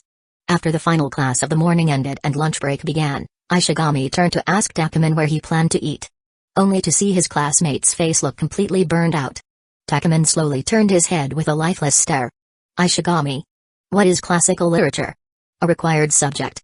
Why does school teach such hellish material? Are they trying to make my life harder? I don't think it's personal. But as a foreign student, I guess this course is definitely a tough one for you. Their last class had been classical Japanese literature. The teacher talked non-stop on the podium while Takuman sat in a daze. It wasn't that he didn't want to pay attention. He just couldn't understand a word. Where am I? What am I even doing? Snap out of it. It's just classical literature, no need to be that dramatic. Didn't you pass the entrance exam? Why is this giving you such a hard time? Ishigami still didn't know Takuman got in by buying his test scores. The entrance exam didn't include this. Who the hell would put ancient Japanese texts in a test for foreign students? Unless the Japanese Ministry of Education is brain dead. Okay, maybe they are. If you don't want to join a club and still want to raise your status in school as a transfer student, there's only one real way. What? Exams. Ishigami said. If you get high scores in the midterms or finals, your status among the students will naturally improve. So, I have to become first in our grade? Top 10 is enough. First place is kind of tough. Ishigami pointed at the empty seat of Macho in front of them. She's been number 1 in the first-year grade since the entrance exams. Every single test. Every test? Yup. No exceptions? Never. Hasn't second place ever considered putting laxatives in her food before a test? How dark is your mind? If you can't win on the front lines, use limited resources on sabotage behind enemy lines. It's basic strategy. That's not basic. That's terrifying. After hearing Ishigami say that, Takuman remembered something. Speaking of which, isn't our student council president also a transfer student? How did he get his position? You mean President Shirogane? He is top in his second-year class in all subjects and excels across the board. Plus, he's got a good reputation. I see. Takuman thought for a moment, then clapped his hands. Got it. I'm joining the student council. Did you even listen to what I said? I did. Sounds like the student council is pretty popular.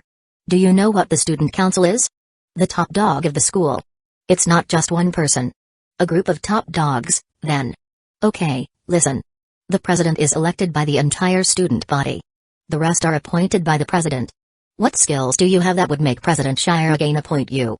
I have plenty: airborne descent support, sniping, landmine placement, reconnaissance and counter-recon?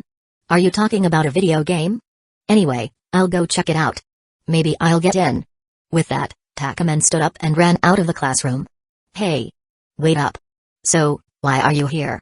The student council's office was housed in a standalone building. Takuman Renji had been smoking just outside of it not long ago. He had originally come to talk to President Shirogane about joining the student council. But when he knocked on the door, the one who opened it was the last person he wanted to see. Shinomiya Kaguya. The two of them sat face to face on the sofa. Kaguya calmly took a sip of the freshly brewed coffee. I'm the vice president of the student council. Of course I'd be in the student council office. Damn it, was I set up? No one set you up. Kaguya set down her teacup, her face showing a perfectly poised smile. Did you come to the student council office because you needed help with something, Takuman-kuhai? The student council exists to support students. Since you're an international student, if you've encountered any trouble, we'll be more than willing to lend a hand. I'm here to see President Shirogane. The president isn't here. If there's something you need, I can help. I don't think you can help with this. Well, I am the vice president of the student council. When the president isn't around, I'm fully in charge. Takuman silently glanced at the wall beside him, where the student council members' nameplates were displayed. Next to the title of president was the name Shirogane Miyuki. Under vice president was Shinomiya Kaguya. The secretary's plaque had the name Fujiwara Chika. Judging from the name, probably a girl. The treasurer and general affairs positions were still blank. Then I'll get straight to the point. Please go ahead. I want to join the student council. What's wrong? Is it really that surprising that I want to join the student council? No. What's your reason for wanting to join? Nothing special. I just think the organization seems kind of cool, so I figured I'd apply. Takuman Renji said. I don't have many strengths, but I've got plenty of work experience. You mean the work experience in Afghanistan? You know about that too. Oh, Hayasaka must have told you, right? I heard she used the Shinomiya family's connections. You two must be pretty close. Her mother is an executive at the Shinomiya group. We're friends. Kaguya said with a smile. She didn't mention that Hayasaka was actually her personal maid. It's just some overseas work experience. I also transport some goods to dangerous areas from time to time. When I was a kid, I handled a few orders too. With my capabilities, I think I can manage as a treasurer just fine. I've got a rough idea of what you're capable of, but... Kaguya suddenly smiled. You probably know this already. Student council members are appointed directly by the president. Only the president has the authority to do that, so it's not up to me. So you're telling me I wasted my time listening to your nonsense? Can't you say things a bit more nicely? Sorry, but that's just how I talk to people from the Shinomiya family.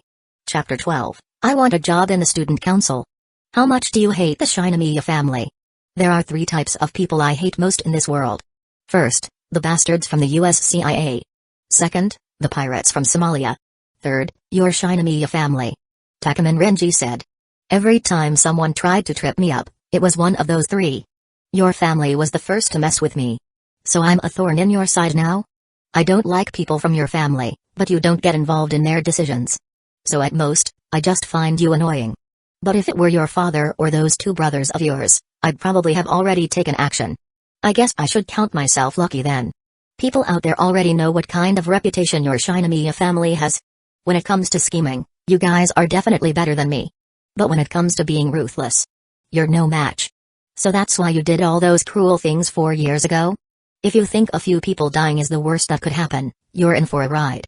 What happened 4 years ago was just the beginning. Takuman sneered. It pisses me off just seeing your family members walking around like nothing happened. We haven't exactly had it easy either. After what happened 4 years ago, the main family side has been in chaos. But the subsidiaries I targeted didn't really hurt your family wealth, right? Don't tell me your main family actually cared about those dead underlings. That'd be more ridiculous than a cat crying over a mouse. It happened during the 2 months you left Japan, Kaguya spoke calmly.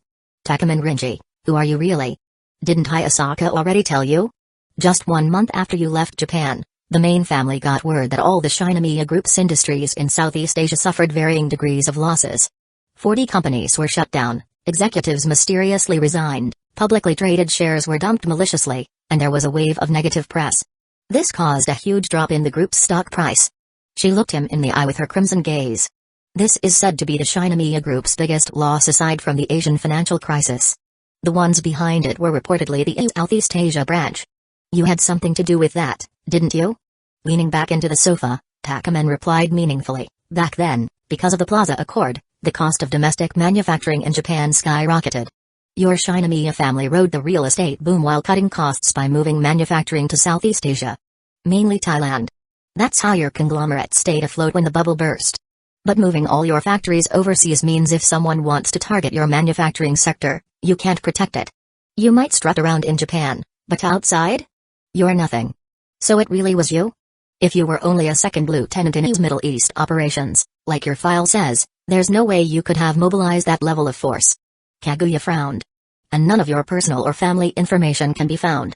What I can tell you for sure is that it really wasn't me. I only found out after I left Japan. Takuman said. Also, don't try to investigate my identity. Even your main family couldn't dig it up. Alright. I won't speculate any further. Kaguya sighed. Good. Let's just get along for these high school years. We can deal with everything else later. I suppose that's for the best. Takuman nodded and checked his phone. It was still early in the lunch break, with plenty of time before afternoon classes. Since President Shirogane isn't here, I'll come back to the student council later. He got up and walked toward the door. Just as he opened it, he found Shirogane Miyuki standing right there, about to come in. Huh? You're that transfer student from yesterday, right? Shirogane still remembered him clearly. One of the few international students, and the guy who got into a shouting match with Kaguya on his first day. Wait a second. The only one in the office now was Kaguya, and Takuman just so happened to be here too.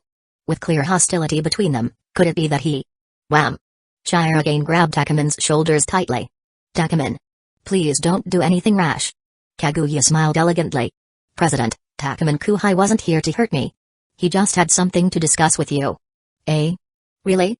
Also, could you not call me Kuhai? It's weird. Takuman looked at Shirogane. So here's the thing, President Shirogane. I came here today to talk about something with you. I see, you gave me a scare. Shirogane clearly let out a sigh of relief, walking over to sit in his president's chair. How can I help you, Takuman? I'd like to join the student council. Huh? You've still got openings for treasurer and auditor, right? I think I'm qualified for the treasurer job. I've had experience handling order data before. I see. Shirogane thought for a moment, unsure what to do. Although he technically had the authority to appoint members, it wasn't something done lightly. A thorough evaluation was necessary. If you're unsure, President, you can give me a set of data. I'll organize and process it by tomorrow. Alright, Takuman. Come by the student council office after school. There's a school club funding report that needs to be sorted. Try that first. No problem. But why after school? Lunch break should be long enough, right? Well, there's a pretty annoying meeting I have to attend. Shirogane scratched his head. I've got to meet with the club union representatives. The club union? Oh, the Shuchin VIPs, huh? Wait. You already know about them? A friend told me. How about this, I'll go with you to the club union meeting. Chapter 13, Meetings always end in arguments. The so-called club union meeting was just as Ishigami and Takuman had said. A group formed by top-tier heirs from various elite families, representing the interests of each school club. Because they came from high social standing, they were also called the Shuchin VIPs. The student council president from 2 terms ago had been a transfer student too. He didn't take his job seriously and angered the VIPs. Rumor has it, his whole family had to leave Japan afterward. Shirogane Miyuki was also a transfer student and president. Every time he met the VIPs, he barely dared to breathe, terrified of upsetting them. Now that Takuman was with him, he felt like he might not make it out of here alive today. Shirogane was dumbfounded as he watched what unfolded in the meeting room. Takuman had only been there 5 minutes before he got into a standoff with the kendo club captain, the son of the police superintendent. They stood face to face, glaring. What's someone from you doing in Shuchin? No. How dare you even come back to Japan? I came here to teach you weaklings a lesson. You should have been locked up for good after your arrest back then. Your joke of a dad. I was in Kyoto the whole time, and it took him a day just to arrest me. I had coffee in the detention center for 3 hours, then walked out. If he still holds his job, he probably sold his ass for it. You bastard. Take that back. Save it. Even if that loser dad of yours were standing here, he wouldn't dare talk to me like that. Takuman sneered, poking the kendo captain in the shoulder. If you've got the guts, call the police. Have your dad come get me. And tell him to bring coffee too. I'll probably be out in 2 hours this time. You. Watching the tension escalate instantly, Shirogane deeply regretted bringing Takuman here. Why does this guy keep picking fights with all the big shots? A strange accented voice spoke up as a foreign-looking guy stood and walked over with a smile. Let's not fight. Fighting is bad.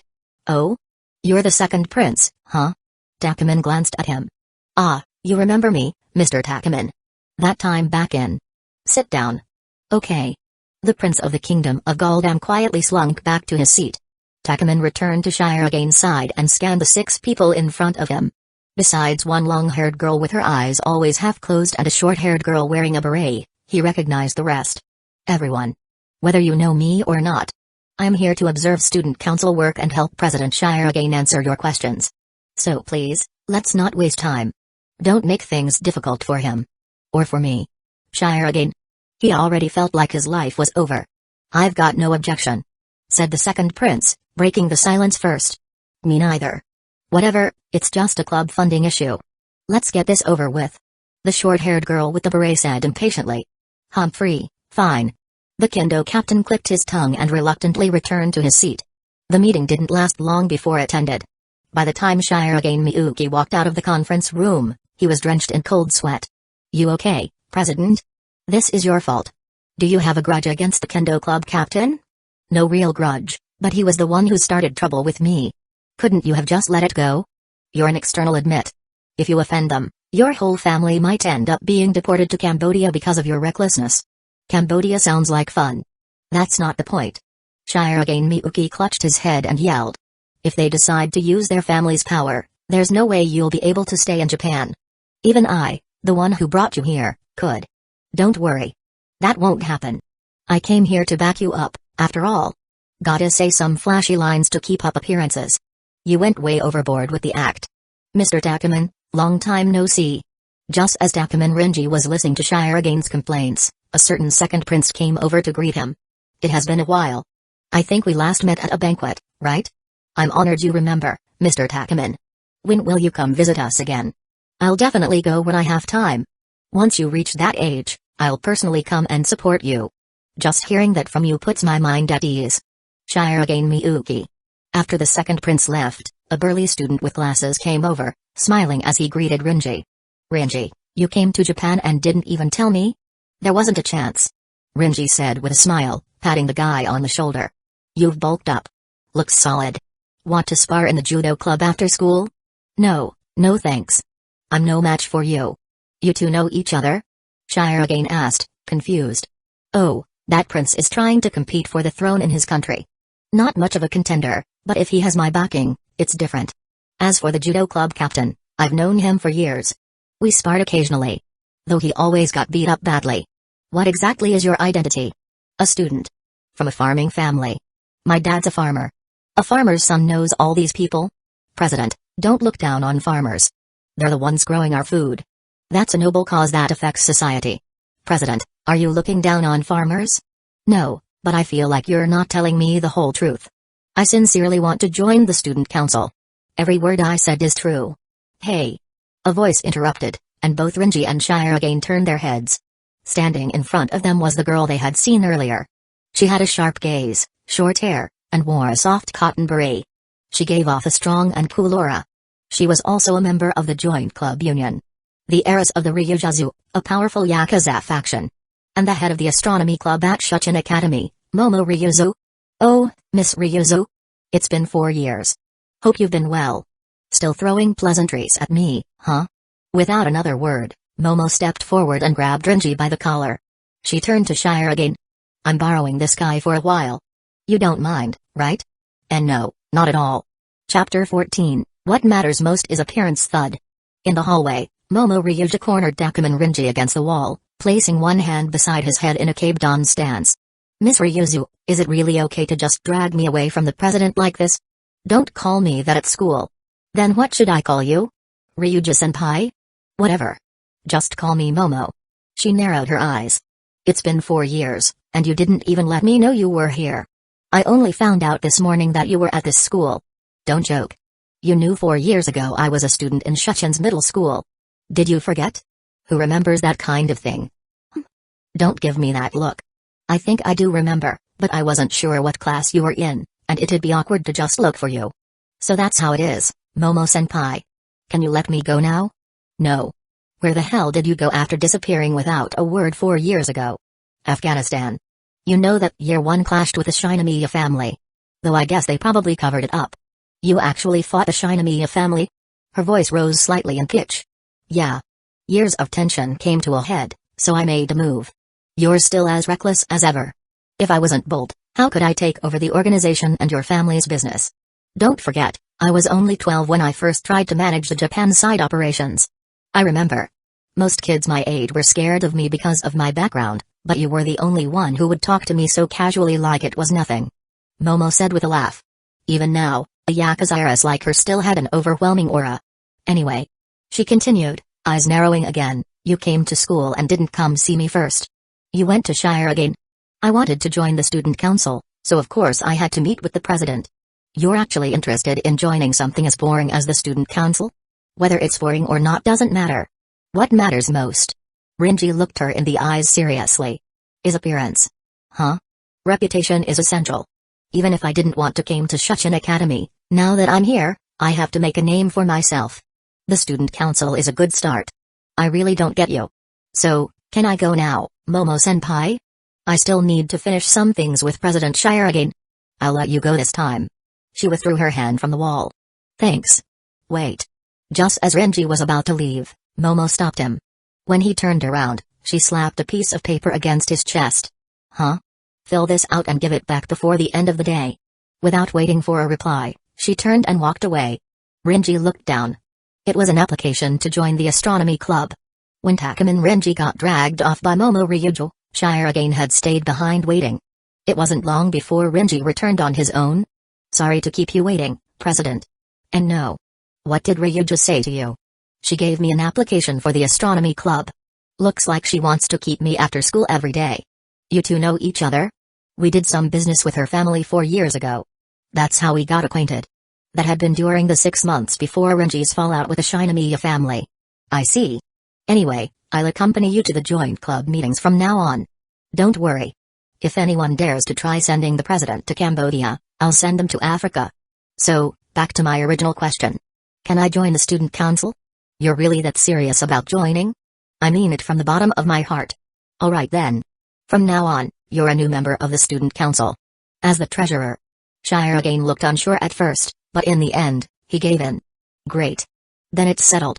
Since you're in the student council now, I should warn you about one thing. Shire again suddenly said. Go ahead. I don't know what your grudge with the Shinomiya family is, but she's the vice president now. Promise me you won't stir up trouble with her. No problem. My beef is with the Shinomiya family, not her personally. Now that I'm in the council, I won't cause issues. I'm glad to hear that. Shire again smiled and turned around, leading Renji toward the student council office. As treasurer, let me walk you through your duties. And introduce you to the rest of the members. The student council office door was unlocked. When they walked in again, besides Kaguya Shinomiya sipping tea on the couch, there was someone else. A cute girl with striking pink hair. She blinked her big, curious eyes as she saw Renji next to the president. President, who's this? Secretary Fujiwara, you're here. Perfect timing. Let me introduce you. Shirogane pulled Renji beside him for the introduction. This is Takeman Renji, an international student in the first year. He'll be serving as the student council's treasurer. Oh. A newcomer. She stepped up to Renji and examined his face carefully, her expression bright with innocent curiosity. My name is Chika Fujiwara, the student council secretary. Hello, Secretary Fujiwara. I look forward to working with you. Takeman Renji greeted the adorable girl in front of him. Ah, Renji-kun. Shinomiya Kaguya, sitting nearby, smiled. Looks like we'll be working together from now on. Yeah. As treasurer, you need to listen to the vice president, okay? Nig. Renji, remember what I told you earlier? Just as Renji was about to curse, Miyuki Shirogane whispered into his ear. President Shirogane, can I ask you something? Huh? What? Do you care about Shinomiya Kaguya? It was such a casual question, yet Miyuki's expression instantly changed. He turned his head away and stammered, oh of course. But it's not just about Shinomiya. As a member of the student council, we should all work together in unity. There's nothing more to it. Takeman Renji. I know there's nothing more, but your reaction is kind of over the top. This is a perfectly normal reaction. Seeing Miyuki's reaction, Kaguya suddenly chuckled. Why would the president suddenly emphasize there's nothing more to it? Sounds like he's hiding something. Ugh. Could it be that the president's concern for me stems from more than just student council unity? Renji looked at the suddenly outspoken Kaguya and then at Miyuki, whose expression was clearly off. You sure you don't have any special feelings for this woman? Like love, for example. No, Treasurer Renji, I have no idea what you're talking about. Miyuki's expression quickly returned to normal, as if he had instantly calmed his breathing. It's simply a matter of the president caring for all student council members. If we aren't united, we won't be able to function properly. As expected of the president. So consider it. Renji praised. Well, of course. Miyuki let out a sigh of relief as Renji seemed convinced. Kaguya just smiled and sipped her tea. I almost thought there really was some brave soul out there who liked a Shinomiya woman. Scared me for a second. Kaguya's teacup shook slightly in her hand. Actually, Shinomiya is quite outstanding.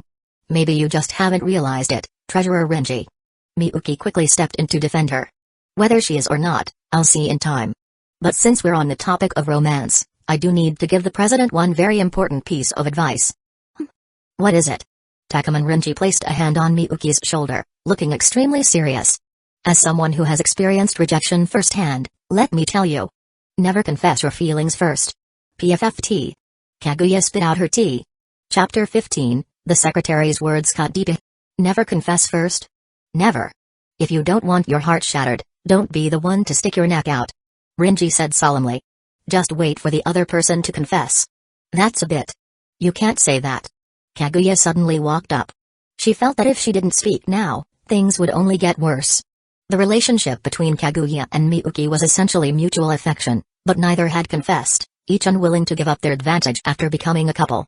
Kaguya's daily mission in the student council was to set up traps to make Miyuki confess. Likewise, Miyuki did the same. But what Renji had just said completely destroyed her plans. What could only be described as a career ended before it began. If you don't express your feelings properly, you'll never get them across. If both people keep waiting, they'll never end up together. Yeah. Waiting for a confession is way too passive. Chika Fujiwara immediately perked up, excited by any talk of romance. Confessing your feelings is sweet and romantic. No, not romantic at all. Renji said flatly. Huh? Have either of you ever confessed to someone? Kaguya, no. Chika, never even been in a relationship. Then why are you talking like you know everything? This is historical revisionism. Totally invalid. Renji turned and grabbed the confused Miyuki's shoulders, speaking solemnly. I once confessed to a girl I liked. She turned me down. You wanna know how I felt? Like the world had ended. Like I'd finally climbed a mountain, only to be kicked off the peak. The world felt cold. Only the axe in my hands felt warm. Was it really that bad? Yeah. I had to numb myself in the most dangerous ways just to cope. Kids these days are so blinded by romance they forget reason. When they confess, they only think about the dream. They never think about the nightmare if they fail. Think carefully, President. Renji leaned in, voice dripping with temptation. Imagine you muster the courage to confess to the girl you like, and she replies, oh my, I just see you as a good friend. I didn't know you felt that way. How cute. How would you feel? Thud. Miyuki collapsed forward, overwhelmed by the vision of Kaguya saying those very words, her voice and expression perfectly imagined. Seeing him down, Renji patted his back. Looks like you imagined it. I'm using my own heartbreak as a case study here. I'd never steer my president wrong. You're clearly trying to sabotage me. Though Kaguya maintained her graceful composure, her heart had exploded. I see what you're doing, Renji. You said you wouldn't mess with me, but now you're doing it in the most underhanded way. But I won't let you win. Smiling sweetly, she said, actually, if you confirm the other person likes you first, then confessing is sure to go smoothly. Naive. She likes me is just a life illusion.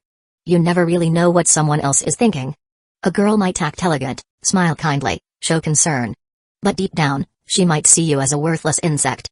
Upon hearing this, Miyuki's face darkened even more. Are you directly insulting me? I've never seen her like that. Kaguya kept smiling and said, Renji-kun, that's a little extreme. Not every girl is like that. Yeah, it depends on the person. Some people aren't arrogant. Exactly. Still crouched beside Miyuki, Renji added, okay, I take back what I said earlier. But just to be safe, eliminate all girls whose families have assets in the trillions.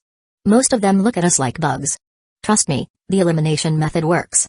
Takuman Renji. You're doing this on purpose. And one more thing. If the confession fails, seeing each other afterward will be super awkward. It's fine if you don't see each other often, but if you're classmates, or worse, co-workers in the same office. Ah. Renji looked up, confused by Kaguya's sudden outburst. What's wrong, Lady Shinamiya? Are you feeling unwell? I'm not sick. You seem kind of agitated. Ahem, no, it's nothing. Kaguya quickly calmed down. Tearing Renji to shreds in her mind wouldn't solve anything. She had to think of a counter-strategy. What should she do? That's absolutely not true. Suddenly, Chika Fujiwara, who had been silent, shouted. She marched up and pointed right at Renji's nose. You gave up just because one confession failed? Huh? What are you talking? A man who gives up after one failure will never be liked by girls. Never be liked. Never. Never. Ugh. Her words stabbed straight into Renji's heart. Ironically, they helped Miyuki pull himself together a bit. Seeing that Renji looked thoroughly wounded, Chika gently approached him and said softly, and if you never find the courage to confess, you'll never have a girlfriend for the rest of your life. Thud. Never. Have a girlfriend. Treasurer Renji, are you okay? Miyuki looked at the collapsed Renji with concern. President. What is it? Her words cut deeper than any blade. Secretary Fujiwara's words cut straight to the soul. It's not that bad. Chapter 16, it's all for school discipline during lunch break. After eating, students generally have free time. Some exercise a bit, some nap to recharge for the afternoon classes, and of course, there are those flirting couples. Shuchin Academy might be an elite school, but there's no way they could completely stop students from dating. Even with strict school rules, someone always breaks them. Scenes of young couples interacting in gardens or on the lawn are quite common. TCH, these kids have no sense of crisis. All they do is waste time like this. I can't see a future in any of them. Takuman Renji observed the corners of the schoolyard through binoculars while gnawing on a red bean bun for lunch. What's with you all of a sudden? You're radiating this aura of I hate youth. Ishigami Yu, eating his lunchbox at his desk, looked somewhat embarrassed at Renji, who was muttering by the window. I wish these clueless little lovebirds could spend a few days in Lebanon carrying rifles. Hey, now that's going too far. They're just dating, it's not like they did anything to you. If they did, they could go pick out their tombstone. Renji put down the binoculars, quickly swallowed the rest of his bun, and returned to his seat. Didn't you go check in with the student council earlier? How did that go? Success. I'm now working as the treasurer. Oh. You actually joined? Congrats. Ishigami smiled. Unfortunately, the student council doesn't seem to have authority over these law-breaking couples. That's not the student council's job. That's the Public Morals Committee's responsibility. Shuchin runs a separation of powers system.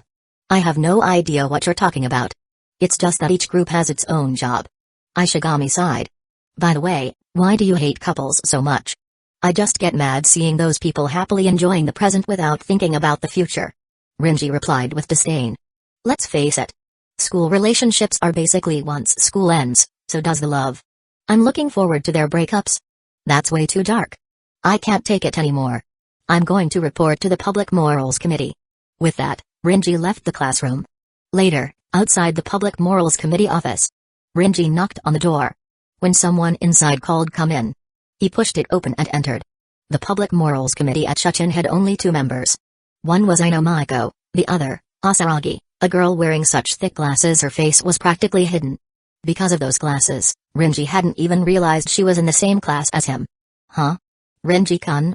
Macho, who was eating her lunch here, was surprised to see Renji enter on his own. He gave her oversized bento box a curious glance but didn't dwell on it. He marched up and slapped the table. Slap. What's wrong? His intimidating presence gave Macho quite a shock. Cop. It's Public Morals Committee member. Public Morals Committee member, I have serious opinions about the state of school discipline. Renji declared. School discipline? Do you also think I've been too strict? Macho frowned. She knew her uptight personality had rubbed many students the wrong way, but she always believed she was doing the right thing. Slap. Renji slammed the table again. I think your management has been far too lenient. Huh? Not just Macho. Even Asaragi looked at Renji like he was crazy. During my lunch break observations, I noticed way too many couples engaging in inappropriate behavior. It seriously impacts the school atmosphere and must be eradicated. So you think so too? Macho stood up, visibly moved. She had thought only Asaragi supported her cause. Now here was a like-minded ally. I do. The school clearly forbids improper contact between boys and girls, yet those people behave like the rules don't exist. It's appalling. You're absolutely right. This kind of behavior must be dealt with. Now, I'd like to hear your plan. Renji pulled up a chair and sat down. First, I think boys and girls must stay at least 50 centimeters apart at all times. Slap. Renji slammed the table again. Is that too strict? Macho seemed shaken by his intensity. 50 centimeters? No less than 150 centimeters. Macho. Isn't that a bit much? Asaragi, that's just tyranny.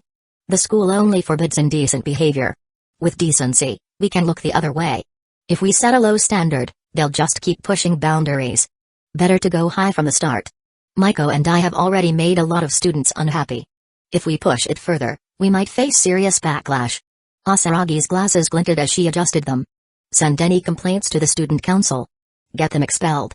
Or send them to do team building in Africa. That's way too extreme. Extreme is the only way. Public morals must rule with an iron fist. Make those degenerates feel fear. No mercy. Renji's words even shocked the righteous and principled Macho. But amidst her shock was also relief. Finally, someone who understood her intentions. I've already joined the student council and have a bit of influence there. I'd like to take a role in the Public Morals Committee as well, so we can clean this school up together. That's wonderful. Macho looked at Renji gratefully. Students like him were rare at Shuchin. No need to thank me. Renji smiled. It's all for school discipline. That was a lie. This man, having suffered heartbreak and taken a critical hit from Chika Fujiwara, had grown resentful. Seeing couples at school made his blood boil. In truth, he thought, if I can't date, then no one else should either. With the school rules as cover, he joined the Public Morals Committee purely out of spite. Chapter 17, This is how we disciplinary committee members operate. The duties of the disciplinary committee were quite simple. Routine inspections for violations on campus. Now that Takemin Renji had joined as a committee member, he naturally needed to familiarize himself with the job. Alright then, as a newbie, just follow behind us for now and watch how we do things. You'll get the hang of it soon enough. Understood. Takemin Renji stood behind Macho as he responded. The targets of the disciplinary committee's inspections generally fell into a few categories, those carrying prohibited items, those damaging school property, and those shamelessly dating around the campus. Following behind Macho, Renji also noticed the way people around looked at her and whispered among themselves as she walked down the corridor. There go the disciplinary committee again. First year, Class B, I think her name's Macho. So annoying. Always sticking her nose into everything. Takemin Renji. Kobachi Asaragi leaned in and whispered to him, this is pretty normal for the disciplinary committee. Now that you've joined, you'll need to get used to it. Is it really that hard being on the committee? Being disliked is guaranteed. You'll make a lot of enemies doing this job. Oh. So can I make them shut up? How exactly are you planning to do that? Beat them up. Don't be so violent. The disciplinary committee can't be the ones starting fights. TCH. Knock knock knock. Up ahead, Macho had stopped in front of a classroom door and knocked a few times. Open up. Routine inspection. There was no sound from inside. Macho suspiciously turned the doorknob. Locked. Damn it. Takemin Renji turned to Kobachi and asked, what's going on here? Happens all the time. Kobachi adjusted her glasses. Usually, when a club is up to something they shouldn't be during inspections, they'll lock the door to avoid getting caught. Maiko's run into this a bunch of times already. I see. Takuman nodded thoughtfully. More and more students were passing by, and some even turned to sneak a look, as if waiting for Maiko to embarrass herself. There was no denying it. Maiko was pretty unpopular at this school. She stood at the door, her face already flushed red. Takuman Renji asked, quick question. What do students usually do when they lock themselves inside? Read manga. Playing video games. Or couples doing some shameless things in there. Give me 5 minutes.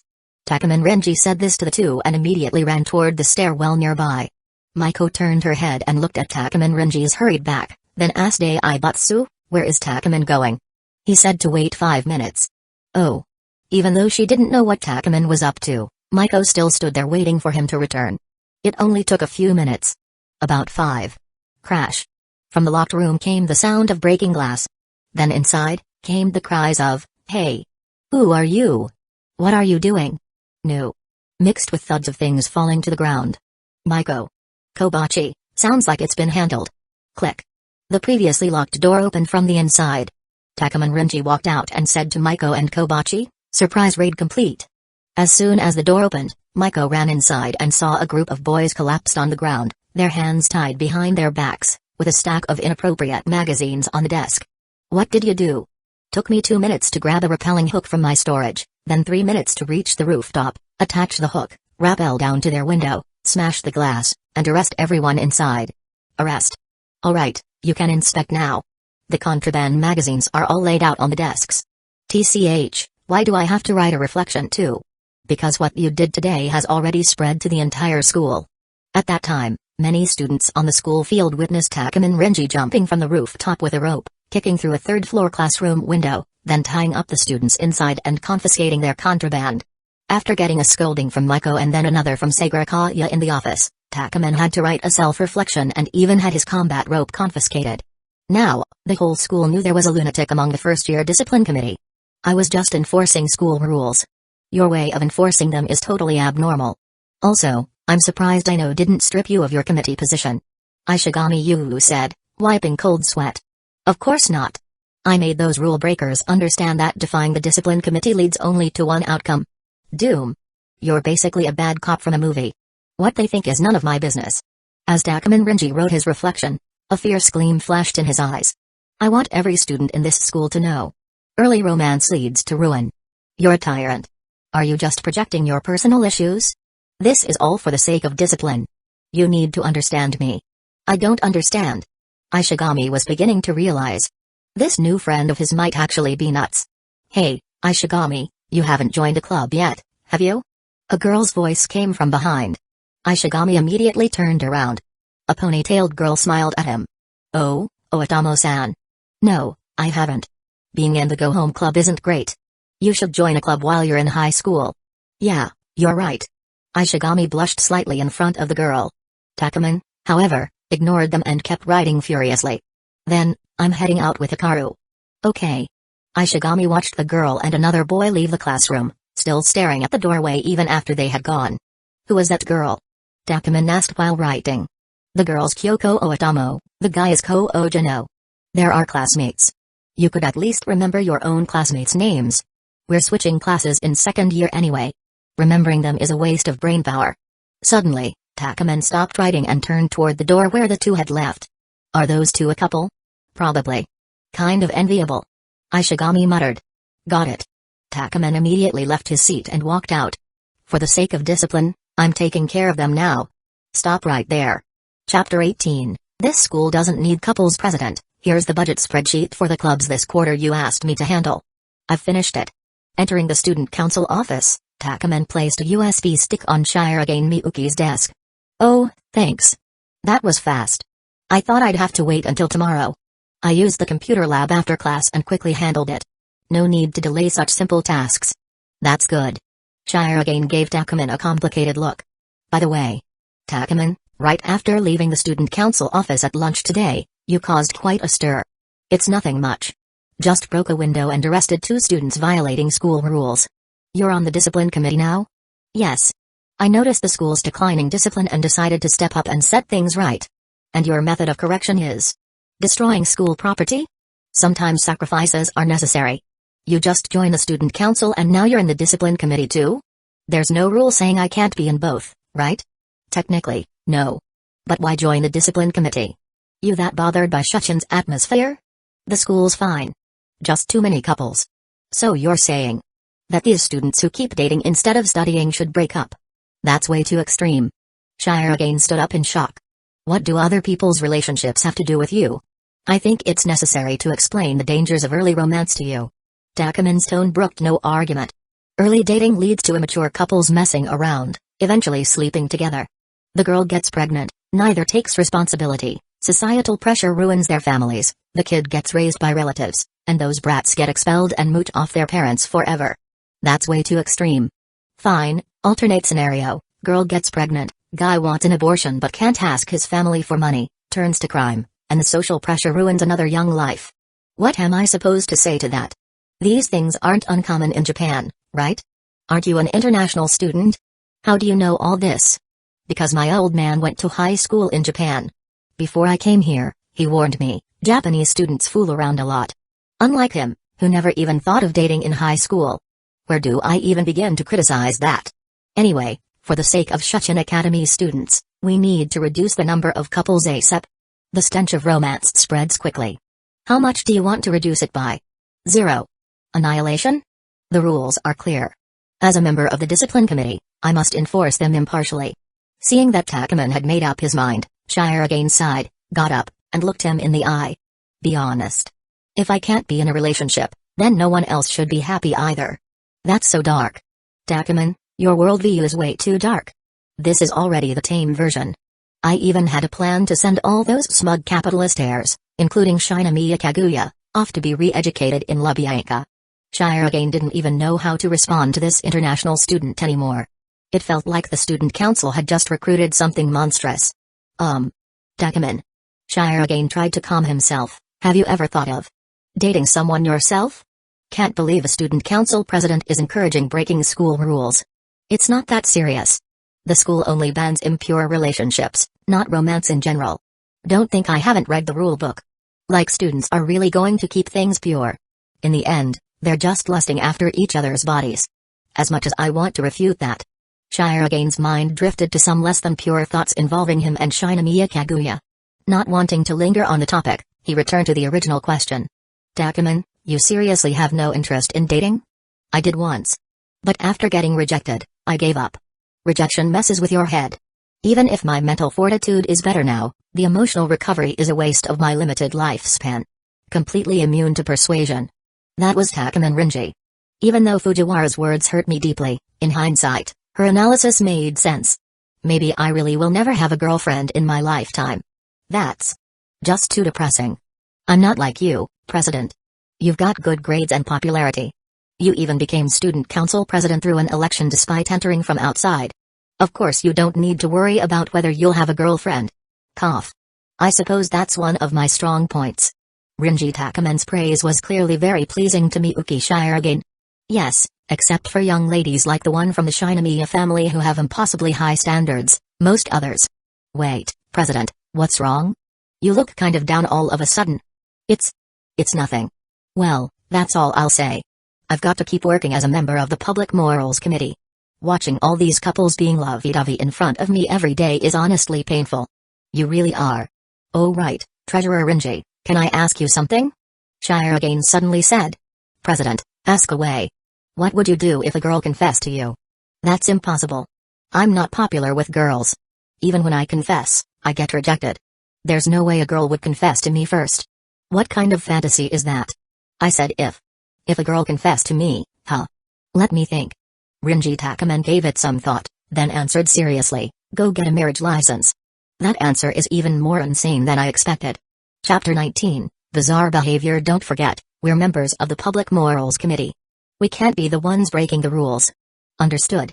But with all due respect, I know San, even though your actions seem decisive, it's actually pretty easy to slip past you. If we want to punish those students, we'll need tougher methods. Renji Takuman and I know were walking outside the school building. Normally, after school, I know would go around with Chika Fujiwara or Asaragi to catch rule breakers. But this time, Renji had joined in. Well, I'm still thinking of ways. but damaging school property is a bit too far.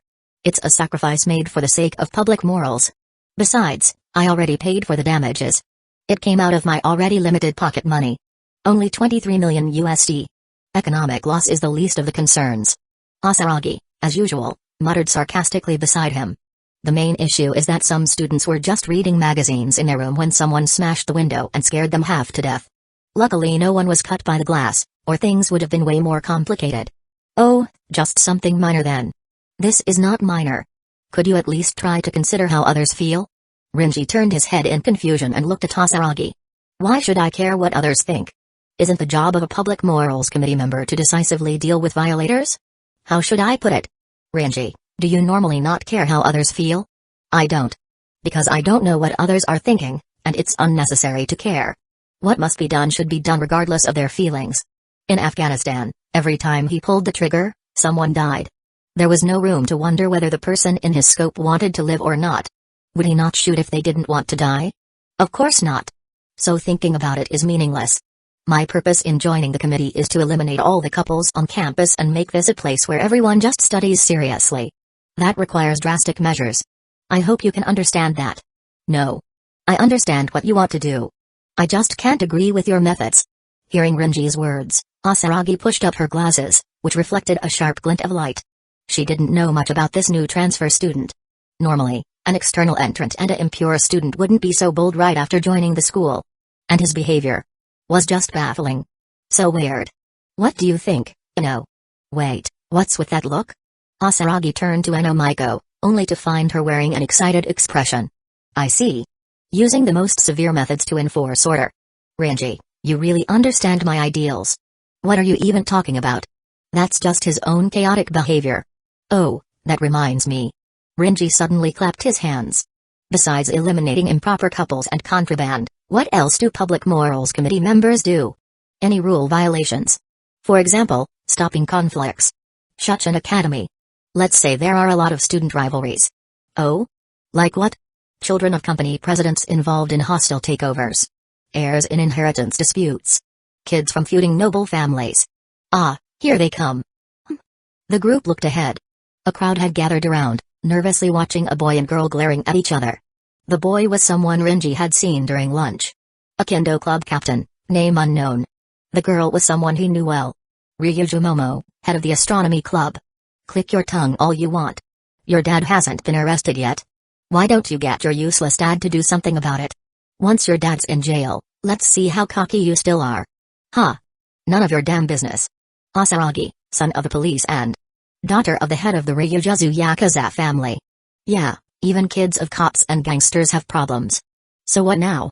It's dangerous, but we have to stop them. Wait. Before Asaragi could finish, Ino Maiko stepped between them. Public Morals Committee? What do you want? Back off. This doesn't concern you. Both turned to glare at Ino, who stood firm despite the visible tension in her expression.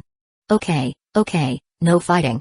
Renji stepped forward, pulled Ino out of the way, and said to Momo, Momo-san, you. Fine, Momo-senpai, please try to get along with your classmates. You looked like you were about to fight. TCH.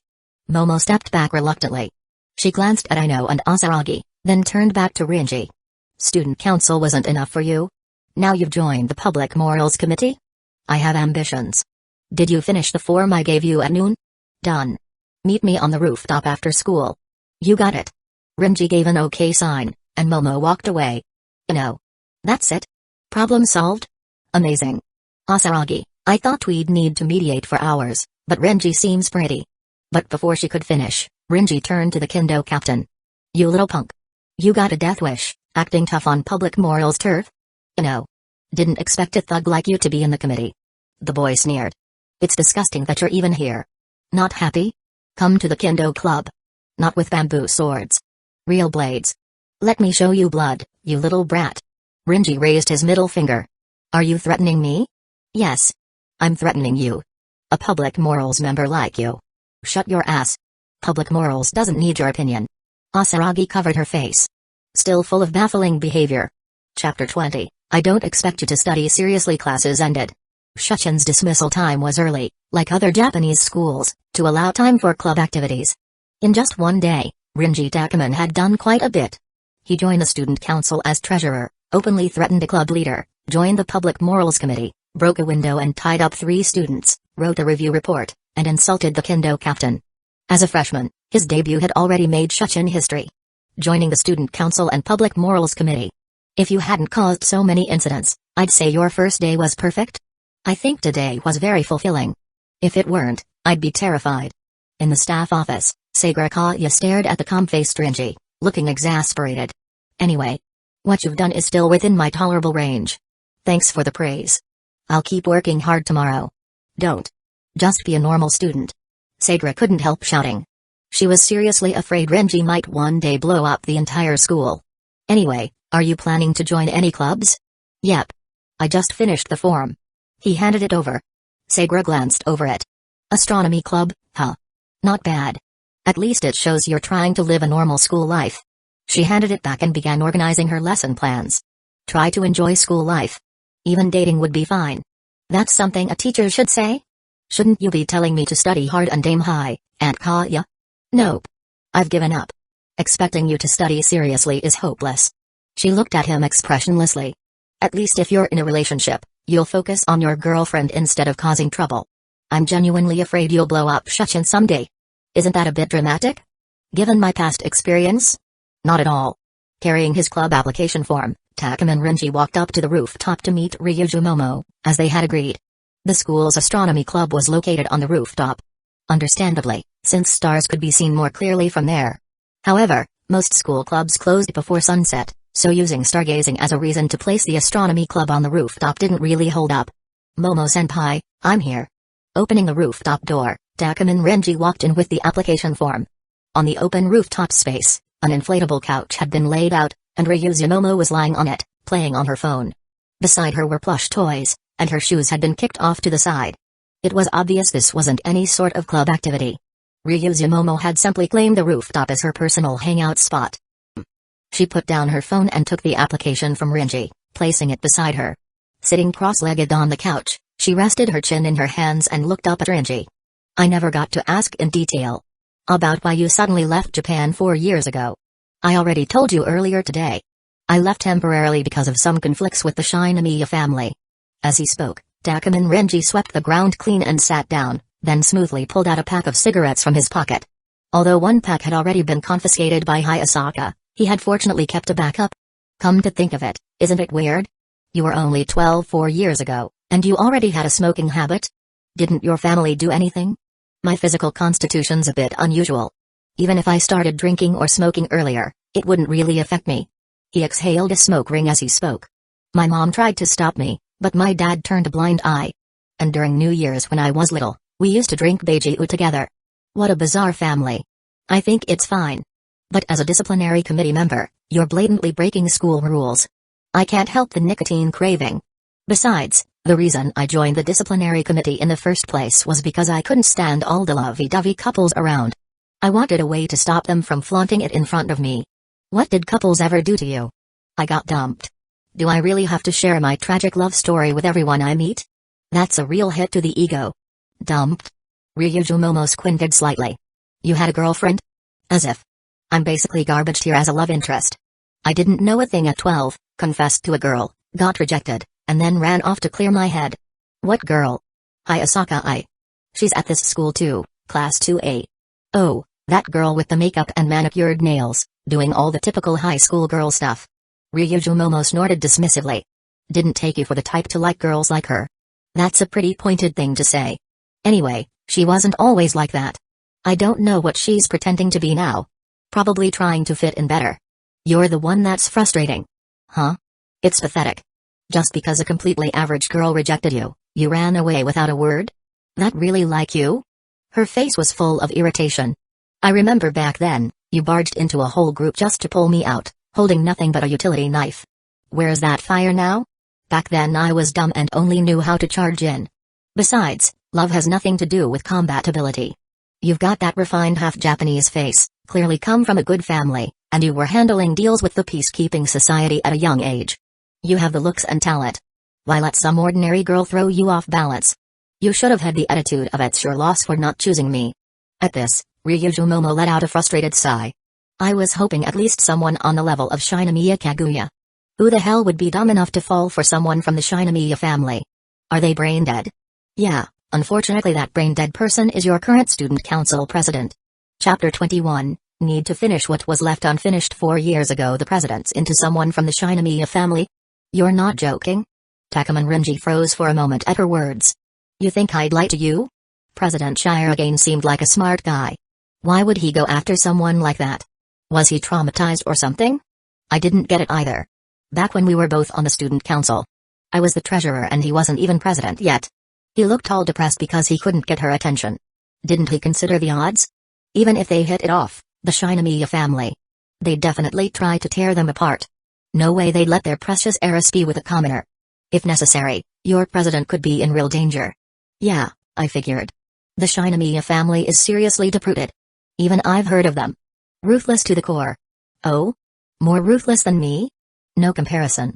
At least they think about consequences. You don't even bother with that. Like confessing to a girl you barely knew and getting rejected. Enough already. Takuman Renji clutched his chest, stopping Ryuju Momo from causing him more emotional damage. I'm about to break. Serves you right. Resting her chin in her hand, Ryuju Momo turned away grumpily and muttered, You ignore the girl who knows you best, and confess to one you barely know. Seriously? What did you say? Nothing. She waved dismissively, clearly not wanting to repeat herself. Back to the topic. Even if President Shirogane's relationship somehow works out, it's still shaky. Who knows what the Shinomiya family would do? Yeah, I get it. Takuman Renji put out his cigarette on the ground and smiled as he sat cross-legged in front of her. Looks like as the treasurer under the president, I'll have to shoulder the responsibility of protecting him. Honestly. More like, I get to use it as an excuse to mess with the Shinomiya family again. Sounds fun. You haven't messed with them enough? That incident got pretty big. Ryuju Momo sighed. I heard the Shinomiya family was planning to eliminate the troublemaker who wrecked a bunch of their assets, but suddenly backed off. She hadn't realized back then that the troublemaker was Takuman Renji. Probably because the Senate intervened. They originally planned to wipe the Shinomiya family out completely, but Uncle Sagra stepped in to stop them. After all, he still has major holdings in Japan. Takuman spoke casually, almost bored. Of course, I stepped in too.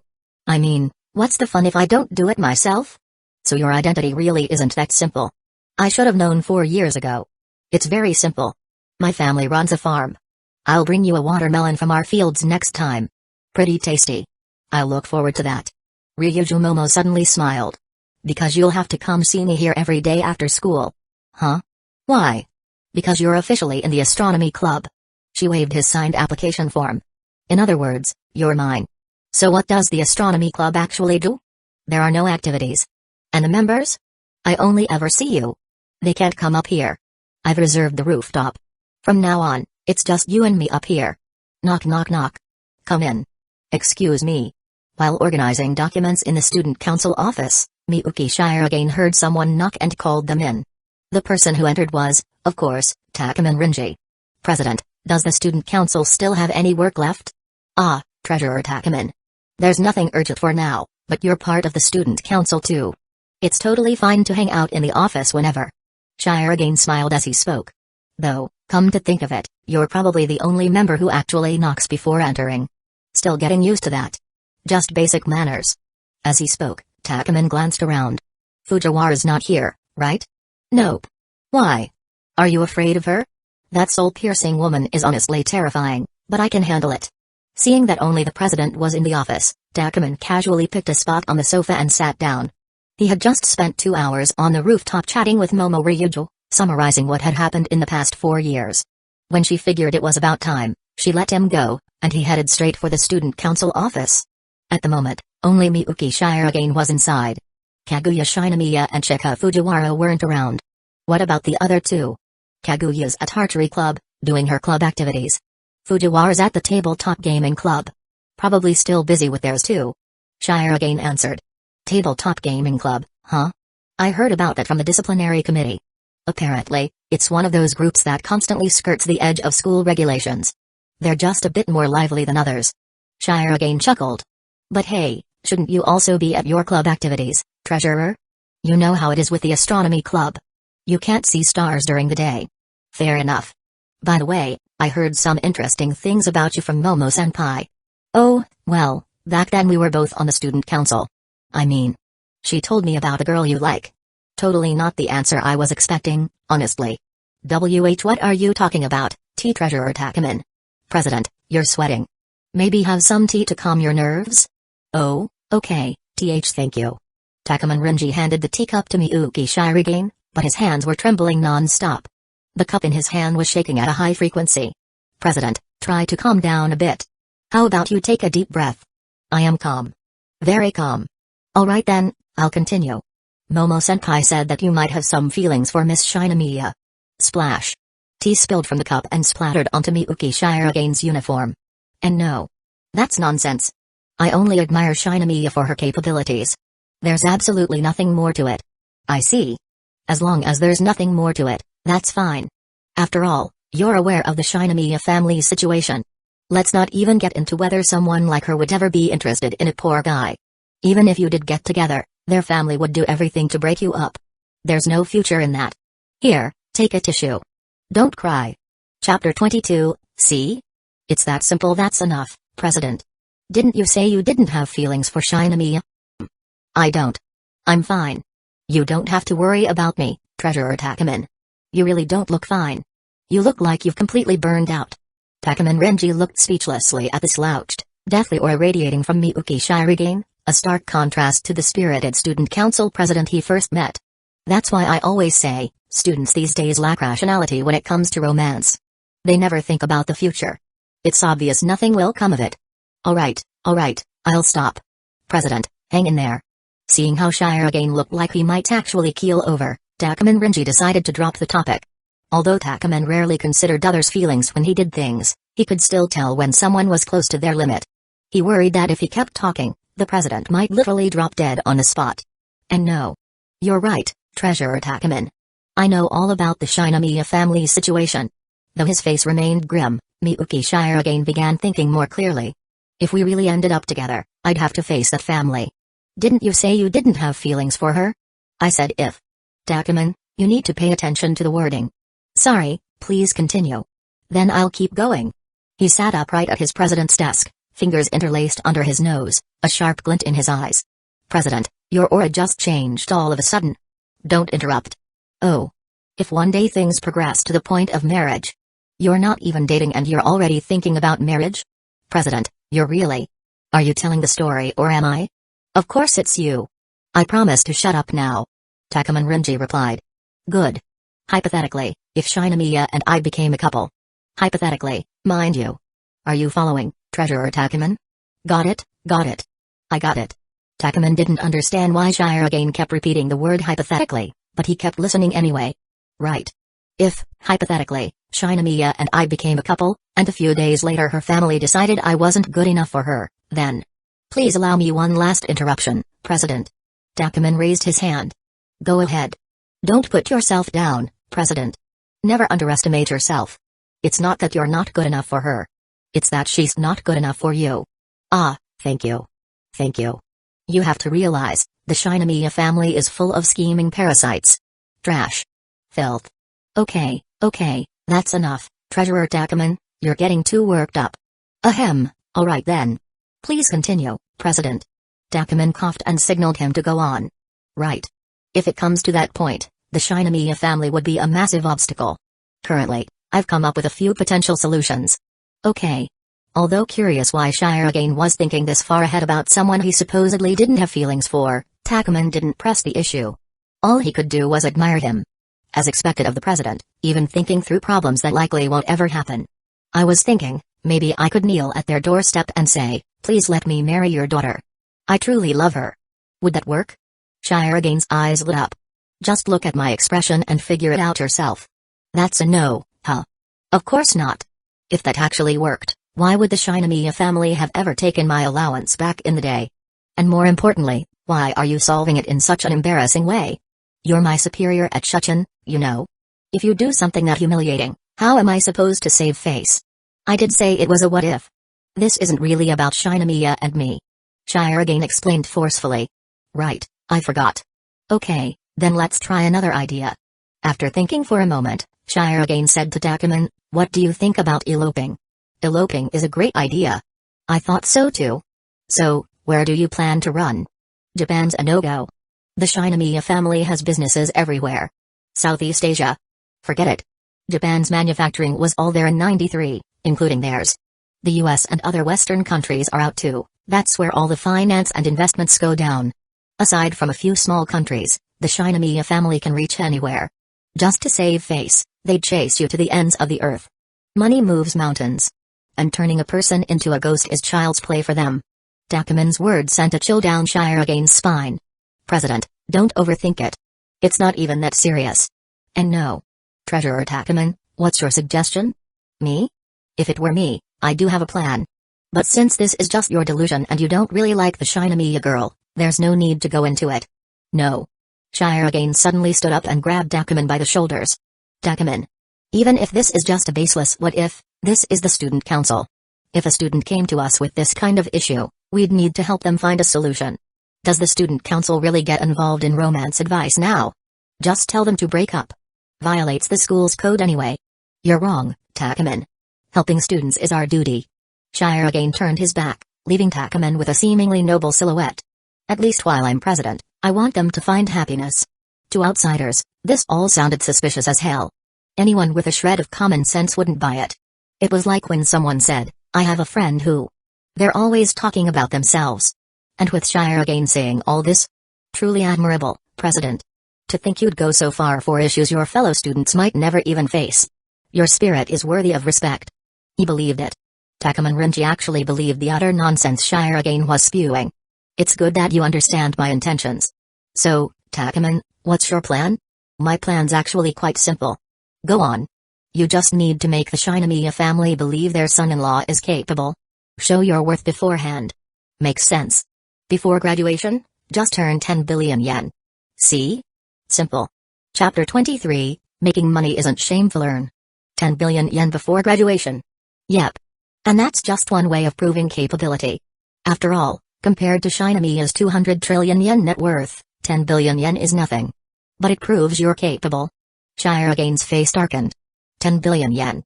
My part-time job pays 1,000 yen per hour, so I'd have to work 10 million hours. Even if I never sleep or rest, it'd take me 1,142 years. President, your math is impressive. This is completely impossible. He clutched his head and shouted in despair. Takuman Renji, on the other hand, didn't quite understand why Shiragane Miyuki was acting like this. Weren't we just talking about helping students with consultation? Why does he look like he's the one getting personally hurt here? President, if someone really got to that point, I do actually have a way to make money. What is it? Shiragane perked up immediately, eyes full of hope. Looking at the suddenly fired up Shiragane, Takuman felt a bit speechless but still explained, you see, I know Momo Ryujo, right? I work with them from time to time, so I know the kind of talent they're looking for. Ryujo? Isn't her family in the Yakuza? Shiragane jolted as if shocked by electricity. Don't tell me. You're planning to have me do something illegal? In his mind, he was already imagining himself engaging in shady dealings, getting caught red-handed by the police, and ending up in custody. Outside the detention center, his father and sister watched him sorrowfully. Then Kaguya Shinomiya would appear, staring at him like he was trash through the iron bars. President, I didn't think you were this kind of person. No, Kaguya, listen to me. Let's just pretend we never knew each other. No. Shiragane slammed his head onto the desk to snap out of the horrifying delusion. That kind of bleak future was worse than death itself. President, are you okay? Takuman asked with concern. How could I possibly be okay? This isn't even your problem. And I never said anything about doing illegal stuff. Huh? Then what are you trying to say? Shiragane Miyuki straightened up again, regaining some composure. If it was something legal that could earn money, he was willing to at least listen. Even if he couldn't make 10 billion yen, he could at least earn a bit to help out at home. President, you know. Some of those syndicates have their own film companies, right? They're always looking for talent for, you know, adult-themed movies. I think you're not bad looking, so if you went and... Hold up. Shiragane immediately crossed his arms over his chest and, along with his office chair, scooted backward several feet in alarm.